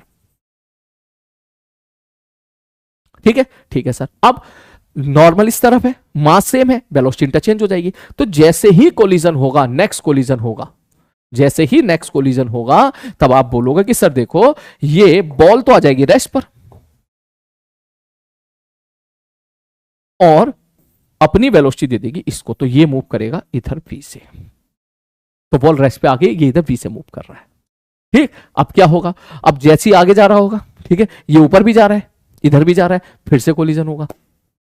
अब फिर से कोलिजन कहां पर होगा, इसकी फील लेनी है, तो आप एक काम करो, बेंच पे जाके बैठ जाओ, बेंच पे जाके बैठ के देखो कि बॉल की वेलोसिटी किधर दिखाई दे रही है। ठीक, तो अगर मैं इस केस में velocity of ball with respect to frame अगर मैं आपसे पूछूं, ठीक है, तो आप क्या बोलोगे, velocity of ball minus velocity of frame. Velocity of ball 0 है, फ्रेम की वेलोसिटी क्या है, B I cap plus B J cap. तो इसका मतलब ये हुआ कि फ्रेम के ऊपर अगर मैं यहां पे जाके बैठ जाऊं, मैं फ्रेम के ऊपर जाके बैठ गया, ठीक है, तो मुझे दिखेगा बॉल की वेलोसिटी इस तरफ भी है और जो है नीचे बीजे के नीचे की तरफ भी है। ठीक, तो बॉल क्या होगा, बोले सर ये 45 डिग्री पर आएगी, ये ऐसे 45 डिग्री पर आएगी, इस प्रकार से ऐसे यहां पे टकराएगी इस प्रकार से। ठीक, ये बिल्कुल मिडिल पे है, बिल्कुल जाएगी, फिर यहां पे टकराएगी और इस प्रकार के मल्टीपल कोलिजन लगातार होते रहेंगे। कभी बॉल रेस्ट पर आएगी, कभी आपका जो है प्लेटफॉर्म रेस्ट पर आएगा। ठीक है, तो अब एक एक करके एक ऑप्शन देख लेते हैं। पहला, next collision will take place T बराबर ए बाई बी। यस, ये हमने देख लिया है। Kinetic energy of the frame when T बराबर 3a/2b। तो आपको ये समय पे लोकेशन निकालनी पड़ेगी, 3a/2b पे क्या हो रहा होगा, तब उस टाइम पे आपको काइनेटिक एनर्जी यहां पर समझ में आएगी। तो पहले देखो ये अगर t बराबर 0 है तो ये कौन सा टाइम है, ये t बराबर a/b है। ठीक है, हमको कौन सा टाइम चाहिए, हमको चाहिए 1.5 a/b। ठीक, तो इसका मतलब अगला कोलिजन कब हुआ है हमारा, अगला कोलिजन हुआ है इस जगह पे, इस जगह पे कोलिजन हुआ है। तो यहां हमको देखना पड़ेगा कि यहां से लेके यहां तक में कितना समय लगा बॉल को। ठीक है, तो जैसे कि मैं देख पा रहा हूं यहां पर, ठीक है, अगर x के बारे में बात करो तो y को भूल जाओ, ये डिस्टेंस a है, यहां पहला, एक मिनट, ये t बराबर 0 पे पहला कोलिजन हुआ और ये जो टाइम था दूसरा कोलिजन का, ये टाइम है तुम्हारा a/b, सॉरी ये टाइम a/b है। ठीक है, ये t बराबर 0 का बिफोर कोलिजन का टाइम है। ठीक है, ये आफ्टर फर्स्ट कोलिजन है। ठीक है, आफ्टर फर्स्ट कोलिजन है, ये आपका सेकेंड कोलिजन है। ठीक है, सेकेंड कोलिजन का बिफोर का टाइम है, बिफोर। ठीक है, और ये जो मैंने बताया है ये सेकेंड कोलिजन का आफ्टर टाइम है, जस्ट आफ्टर। इसका मतलब ये जो टाइम है ना, ये a/b है, t बराबर ये a/b है, क्योंकि पहला कोलिजन तो ही हो गया ना, पहला कोलिजन ही हो गया, दूसरा कोलिजन जब हुआ a/b टाइम का, तो ये a/b टाइम है, तो इसके आगे और जाना पड़ेगा आपको। ठीक है, तो इसके आगे और जाइएगा और जाके देखिएगा कि भाई साहब ये बी ऑप्शन मैच कर रहा है या नहीं कर रहा है। आंसर इसका दे रखा है शायद, ये मैं आपके हवाले छोड़ रहा हूं। ठीक है, क्वेश्चन नंबर 9 आप सब लोग सॉल्व करेंगे और मैं थोड़ा यहां समय बचाता हूं और जो है नीचे कमेंट बॉक्स में टाइप करेंगे आंसर मैच कर रहा है या नहीं कर रहा है। ठीक है, ठीक है भाई, आगे बढ़ते हैं। उसका अगला ऑप्शन क्या है, after the collision at B, ठीक है, next collision take place at wall D. ना भैया, डी पे नहीं हुआ, सी पे हुआ है। कितना समझ रही है, एडवांस के क्वेश्चन है एक्चुअली, छोटी सी गलती है, फील आती है कि डी से टकराएगा। ठीक है, एक गलती फटाक से -2। Next, particle and frame comes to at रेगुलेंट। हाँ हाँ भाई, ये तो हमको दिख गया है कि एक एक करके दोनों रेस्ट पे आते जाएंगे। ठीक है, तो मैं सेकंड पार्ट वाला आपके वाले छोड़ रहा हूं। ठीक है ना, ठीक है, चलो ये प्लीज जरूर बताना सॉल्व करके, मैं तुम्हारे वाले छोड़ रहा हूं कि तुम्हारा आंसर सेकंड वाला आया या नहीं आया है। ठीक है, नेक्स्ट आगे बढ़ते हैं, अगला क्वेश्चन। नेक्स्ट क्वेश्चन, ठीक है, ये तो अब इस तरह के सवाल हम लोग पहले भी कई बार कर चुके हैं। पूरा का पूरा सिस्टम ऊपर जा रहा है v वेलोसिटी के साथ, ये यहाँ पे रेस्ट पर है, तो जैसे ही ये इससे टकराएगा, ठीक है, मोमेंटम कंजर्व होगा। स्प्रिंग फोर्स है, आप उसको जो है नेग्लेक्ट कर सकते हो। तो टक्कर खाने के बाद यही सवाल है ना, एक बार चेक कर लेता हूँ। Molecule capable of vibrating module at the 2 point of mass M connected by a spring. Initially molecule is not vibrating when the collide elastically with the single atom mass M shown the diagram. ठीक है भाई, ये horizontal plane है, तो जैसे ही इससे टकराएगा, ये B note से जा रहा है, ये भी बी नोट से जा रहा है, तो इसका मतलब ये टक्कर के बाद क्या होगा, ये इधर बी नोट से भाग जाएगा, ये तुम्हारा रेस्ट पर आ जाएगा। ठीक है, और ये भाई साहब इधर बी नोट से जा रहे होंगे। Simple momentum conservation. ठीक है, स्प्रिंग है, नॉन इंपल्सिव है, कोई फर्क नहीं पड़ेगा अगर टक्कर के पहले टक्कर के बाद आप वो करते हो तो। अब एक बार चेक कर सकते हो। उसके बाद velocity of centre mass of the system, centre mass की वेलोसिटी कितनी होगी सर, m1 v1 ये रेस्ट पर है, plus m2 v2 plus m3 v3 बटे m1 plus m2 plus m3। ठीक है, 2v/3 correct. Maximum energy stored in the spring. अब इसके बाद आप maximum energy stored in the spring लगा सकते हो, ये क्लास के क्वेश्चन है। आप चाहो तो सेंट थॉमस फ्रेम में जाके लिख लो, ठीक है। सेंट थॉमस फ्रेम में याद करो कैसे क्या करते हैं, सब मैक्सिमम एलोंगेशन या मैक्सिमम कंप्रेशन कब आता है, जब दोनों बंदों की वेलोसिटी सेम हो जाती है, और जब दोनों बंदों की वेलोसिटी सेम हो जाती है तो रिलेटिव वेलोसिटी जीरो हो जाती है। तो इन दैट केस आपको याद होगा वर्कनई थ्योरम से आप लिख सकते हैं माइनस हाफ के एक्स मैक्सिमम का स्क्वायर एक्स फाइनल का square basically minus x initial का स्क्वायर बराबर हाफ म्यू, दोनों का मास सेम है तो म्यू की वैल्यू m/2 हो जाएगी, v रिलेटिव फाइनल का square minus v relative initial का स्क्वायर। आई होप आप समझ गए होंगे मैंने क्या किया है, ठीक है। मैंने वो लगा दिया है, क्या लगा दिया भाई साहब, ये मैंने सेंट थॉमस फ्रेम में इसको मैंने वो लगा दिया है, सेंट थॉमस फ्रेम में। सही जा रहा है ना, एक बार चेक कर लेते हैं भाई साहब। एक्स मैक्सिमम का स्क्वायर ये बी नोट से जाएगा, कोलिजन होगा, अपनी वेलोसिटी दे देगा, ये वेलोसिटी आ जाएगी बी नोट, ठीक है भाई साहब, ठीक है। तो half mu B relative final का square minus B relative initial का स्क्वायर, ठीक है, यही जा रहा है। और मास कितना है भाई साहब, चलो अब इसके बाद मुझे यहाँ से निकालना है ये कितना आ रहा है, this is the maximum energy store जो कि आ जाएगा 1/4 mv नॉट स्क्वायर, ठीक है। सेकंड ऑप्शन भी सही आ जाएगा। Velocity of centre of mass of the molecule after the collision been, अरे वेलोसिटी ऑफ सेंट थॉमस, अच्छा molecule, sorry centre of mass of the molecule, इसका मतलब मॉलिक्यूल ये बी नॉट है, ये रेस्ट है, तो बी नॉट बाई 2 से सेंट थॉमस जा रहा होगा। Momentum of the molecules after the collision is mv naught. Momentum क्या होता है, mass into velocity of centre of mass, mass कितना है 2m और सेंट थॉमस की वेलोसिटी कितनी है v0/2, इसका मतलब ये ऑप्शन भी सही है। और यही सवाल तो एडवांस ने पूछा था 2024 में, इसी प्रकार का तो क्वेश्चन था, ठीक है। उसमें क्या था, उसमें 2 मास रेस्ट पे थे, इसको भगा के टकरा दिया था, इसमें इसको मूव करा दिया है, दोनों प्रैक्टिस होगी हमारी एक तरह से, है ना। चलो भैया आगे बढ़ते हैं, नेक्स्ट अगला क्वेश्चन। नेक्स्ट क्वेश्चन आपकी स्क्रीन पे ये रहा, इसको यहां से छोड़ दिया है, इसको यहां से छोड़ दिया है, और ये कटोरा फिक्स है, ठीक है। अब इसने बोला है कि दोनों की मैक्सिमम हाइट बता दो। सवाल इस कैलकुलेटिव है, आप चाहो तो हिट एंड ट्रायल से कर सकते हो। m1 बराबर m2 पूर्ण मत करना, आप मान लेना इसका मास m है और इसका मास 2m है। जब ये नीचे पहुंचेगा इसकी वेलोसिटी आपको पता होगी, जब ये नीचे पहुंचेगा इसकी वेलोसिटी भी आपको पता होगी, ठीक है। 2 मास आगे हैं m 2m, ठीक है, इसकी वेलोसिटी पता है, इसकी वेलोसिटी पता है, आप चुपचाप वहां पे जाके जो है मोमेंटम कंजर्वेशन ई की डेफिनेशन लगा के दोनों की वेलोसिटी निकाल लीजिएगा और फिर देख लीजिएगा कितना ऊपर जाएगा। This is your calculative questions and this is your homework, इसमें कुछ बताने के लिए और कुछ नहीं है, ठीक है। नेक्स्ट अगला पार्ट उसी प्रकार का ये वाला क्वेश्चन है, ठीक है, ट्राई कीजिएगा इसको, ठीक है। ये वाला क्वेश्चन में एक बार और मैं डिस्कस करूंगा इसको, ठीक है, एक बार और डिस्कस करूंगा क्योंकि जे एडवांस 2024 में भी आया था ये सवाल, ठीक है। और एक बार और अच्छे तरीके से उसमें सारी चीजें मैं डिस्कस कर लूंगा कि भाई किसकी वेलोसिटी किसके बाद कितनी होगी, किस बंदे की वेलोसिटी मैक्सिमम होगी, कब होगी, ये सब डिस्कस कर लूंगा एक बार में, ठीक है। मैं इसका फोटो ले लेता हूँ, ठीक है, आप इस क्वेश्चन को ट्राई करके आइएगा, ठीक है। नेक्स्ट अगला सवाल बड़ा ही प्यारा सवाल है वेरिएबल मास सिस्टम का, ध्यान से समझना। क्वेश्चन ये है कि यहां से फव्वारा निकल रहा है, ठीक है, और ऊपर एक प्लेट है, ठीक है। उसने ऐसा बोला यहां पर, a jet shoot a stream of water vertically upward, the water leaves the jet with the velocity of v0 and the mass rate r kilogram per KG, मतलब dm/dt उसने दे दिया है r है, और जो वेलोसिटी है जेट वेलोसिटी वो दे रखी है v0 है, ठीक है।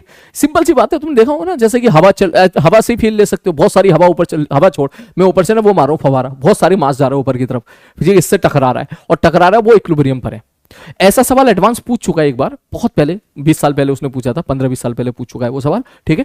उसी से मिलता जुलता क्वेश्चन आपका ये है। अब उसने क्या बोला है, horizontal board with the mass and face the water stream as shown, the water jet strike the board normally and bounce off sideways, मतलब इधर उधर चला गया, ठीक है। Assume the area of cross section of the stream does not change as it goes up, ठीक है भाई साहब, area of cross section change नहीं हो रहा है, ठीक है। अब उसने क्या क्या पूछ लिया, पहला पार्ट उन्होंने बोला when board is placed very close to the jet and then release stay in equilibrium, what is the value of m, अगर बोर्ड इक्विलिब्रियम पर है तो mg बराबर हो जाएगा thrust force apply by the water, जो कि कितना होगा dm/dt इंटू v रिलेटिव, ठीक है, यही है यहां पर इंटू v रिलेटिव। और वैल्यू पुट कर लेते हैं, mg बराबर dm/dt उन्होंने दे रखा है r है, अब v रिलेटिव की वैल्यू क्या है v0 है, तो क्या पूछा है, m की वैल्यू हो जाएगी r v0/g, second option.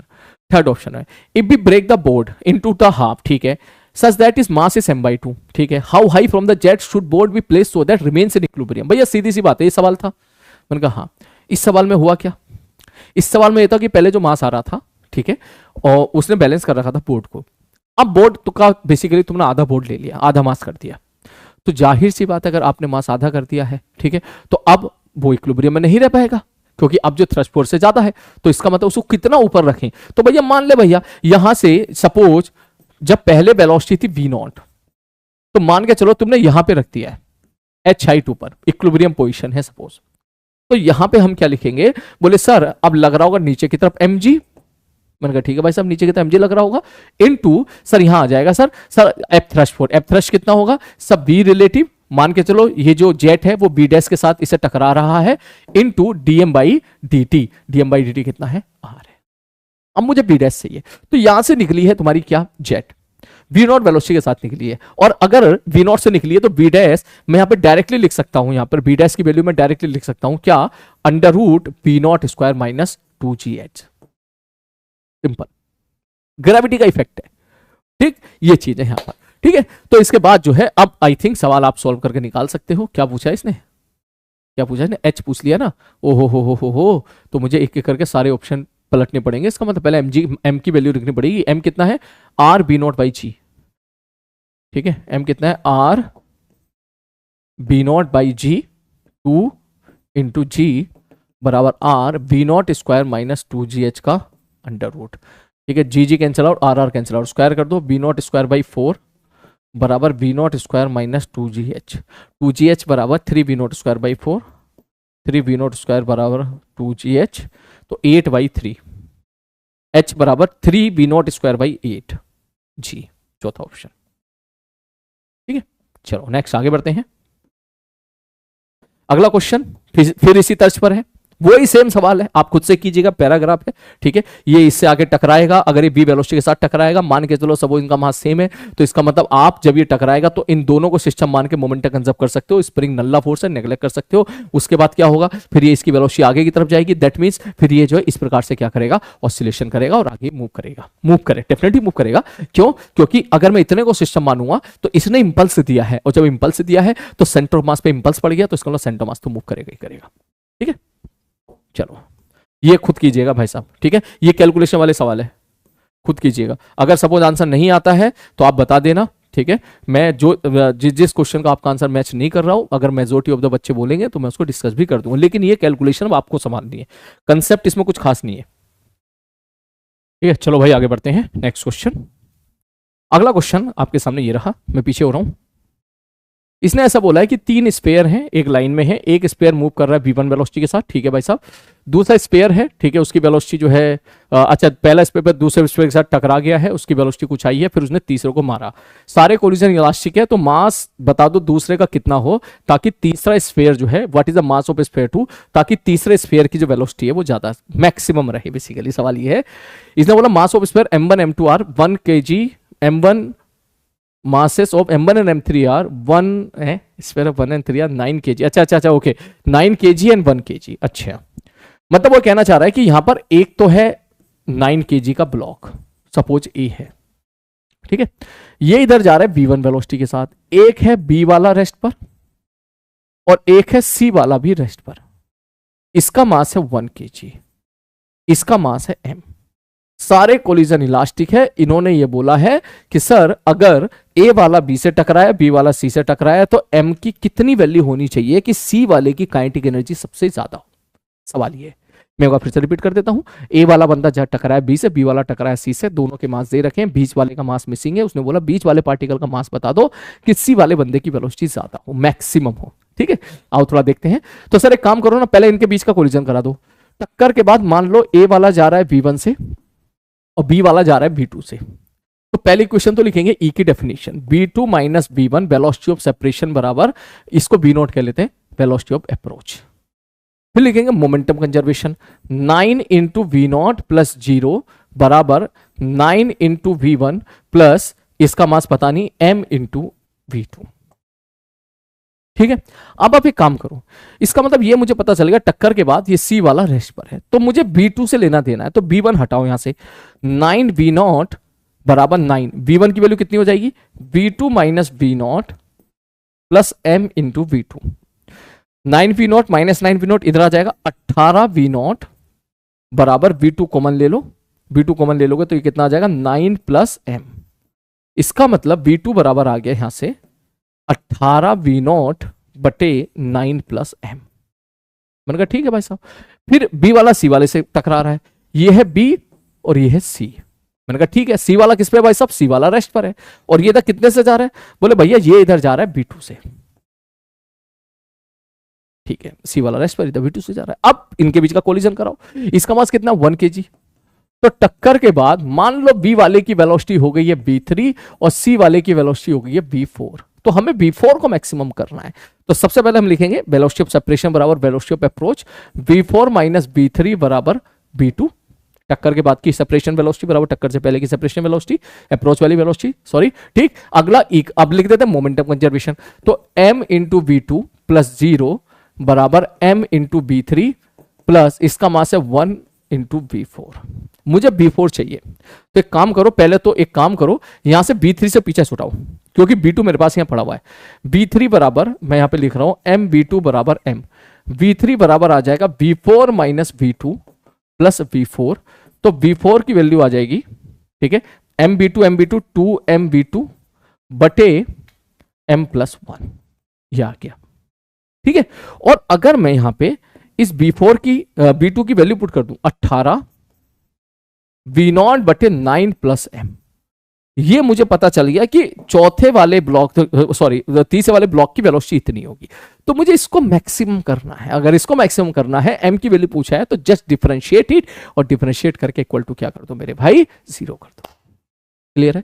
I hope आप ये चीज समझ गए होंगे, ठीक है। यहां तक पहुंचाया तो आगे भी पहुंचा ही देता हूं मैं। चल V4 बराबर देख 18 दूनी 36 V0 m V0 बटे, इसको मल्टीप्लाई करो m प्लस 1 और m प्लस 9, क्या हो जाएगा m square plus 9m plus m, 10m plus 9, यही जा रहा है ना?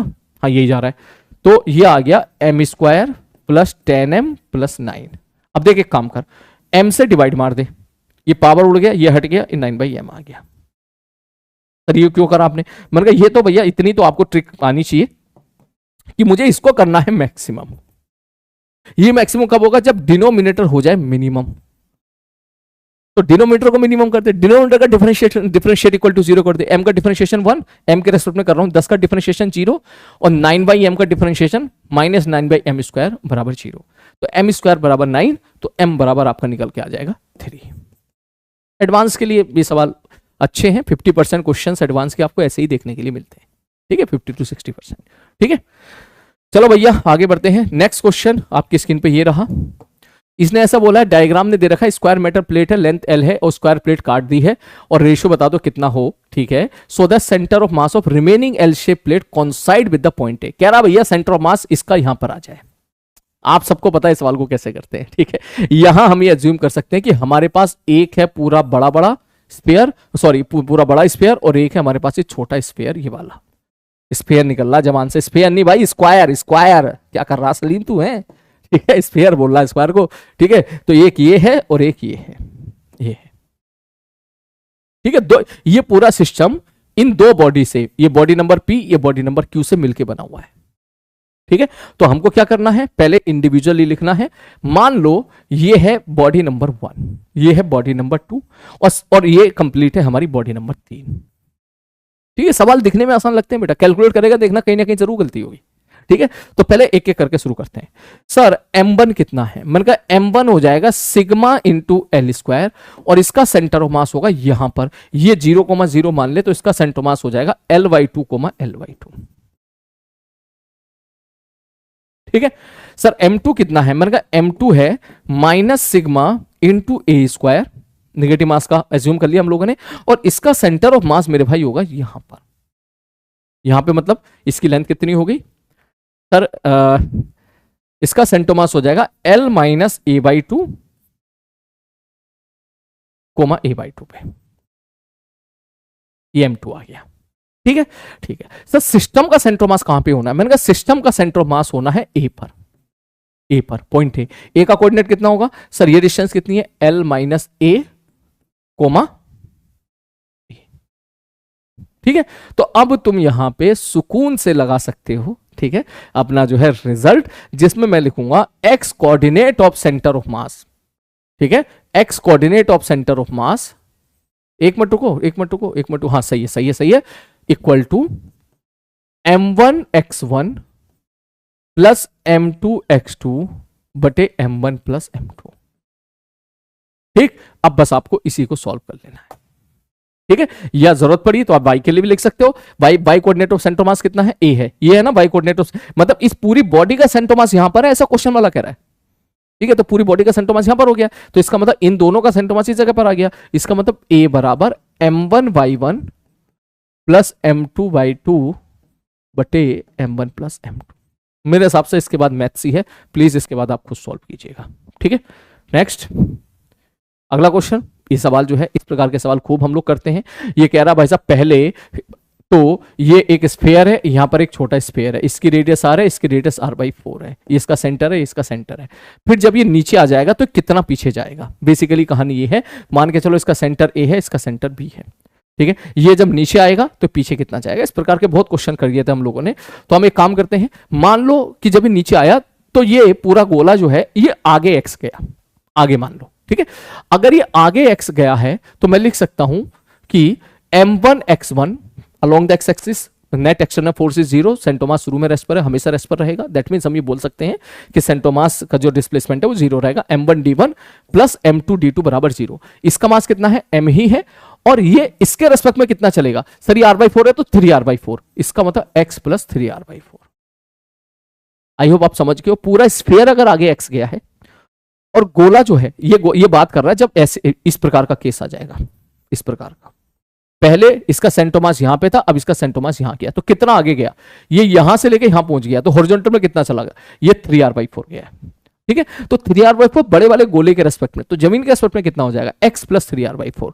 इसको बराबर क्या कर दोगे, 0। कुछ बच्चे हम माइनस मान के भी कर लेते हैं, जैसा आपका मन करे वैसे कर लो।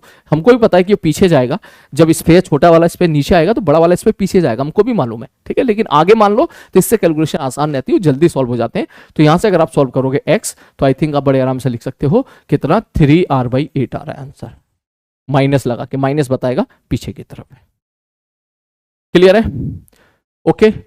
चलो भाई, इसके बाद एक क्वेश्चन ये है, ये काफी अच्छा क्वेश्चन है, इसको मैं कल डिस्कस करूंगा सुकून से। इससे मिलता जुलता एक और सवाल है, जो भी रहेगा कल डिस्कस करूंगा। ठीक है, ये भी कैलकुलेशन वाला सवाल है, ये आप खुद कीजिएगा। ठीक है, और ये वाला बहुत प्यारा सवाल है। यहाँ पे स्पंज है, स्पंज का मतलब आप समझ जाना, स्पिनिंग डिस्पिन time non impulsive force consider कर सकते हो। ठीक है, और उसके बाद जो है ये भी आपका जो है वेरिएबल मास सिस्टम का एक और क्वेश्चन है। अभी क्या टाइम हो गया है, 6 बज गए हैं, मैं चाहता हूँ जल्दी से जल्दी लेक्चर आपको मिल जाए। तो ये 3-4 सवाल बेटा मैं कल डिस्कस कर दूंगा आपके। ठीक है, और कल 10 बजे मैं KPP अपलोड कर दूंगा। ठीक है, थोड़ा सा KPP के साथ फाइट मारो। ठीक है, फिर मैं थोड़ा सा KPP में एरोडॉप के क्वेश्चन ऐड करूंगा। ठीक है, और अभी तो ये जो है मैं आप जानते हो जो स्टार बैच के मटेरियल्स हैं वो ऐड कर रहा हूँ, और धीरे धीरे सेंटर मास को और ऊपर लेके जाएंगे अपन। तब तक आप अपनी कैलकुलेशन, ठीक है, अपना कंसेप्ट एप्लीकेशन, ठीक है, अपना जो है क्वेश्चन को पढ़ना, डेटा पिक करना, टाइमिंग के साथ खेलना, इन सब के साथ फाइट करते रहो, क्योंकि इन्हीं से ही आप 90% पेपर सॉल्व, 80 to 90% पेपर इन्हीं से ही आपको देखने के लिए मिलेगा। बीच बीच में जो 10% वाले क्वेश्चन है वो मैं लेता रहूंगा, जैसे आज लिया, कल या परसों फिर और ले लूंगा 2-3 सवाल इस प्रकार से, तो चलते रहेंगे, वो कभी खत्म नहीं होंगे। ठीक है, तो चलो मैं लेक्चर जल्दी से इसको अपलोड करता हूं। मिलते हैं जल्दी। कितने सवाल आपने सॉल्व किए वो नीचे कमेंट बॉक्स में जरूर टाइप करें। क्लियर है, चलो टेक केयर।